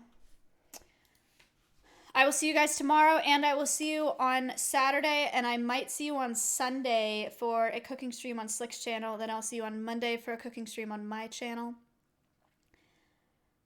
We got a lot of stuff going on, so I'll see you quite a bit in the upcoming days. But thank you for watching. The docs were cozy. I appreciate it. If you want to buy merch, the links are on my socials if you haven't already. Go do that. I don't know how long the merch is going to be available. I'm kind of just going to feel it out. But yeah, you can also get the link by doing command merch. So go do that. I will be plugging merch for a while here. But other than that, thank you. Hooray, sauce diamonds. I appreciate that. We've done quite a few merch sales, so I'm really happy with that. I appreciate the support there. You're supposed to say today is the last day for a month straight. Yeah, I'm familiar with that method, but yeah, I don't know. To be honest, I don't know how long it's gonna be up for. I'm just gonna feel it out. So you have time if you're thinking about it, but if you want to buy it, I would appreciate it. So I'll see you tomorrow at the latest 4 p.m. CT, I think, but I'll let you know in my Discord. Bye. Go say hi to Mojo. Be nice. He's doing good things, and he's a good streamer.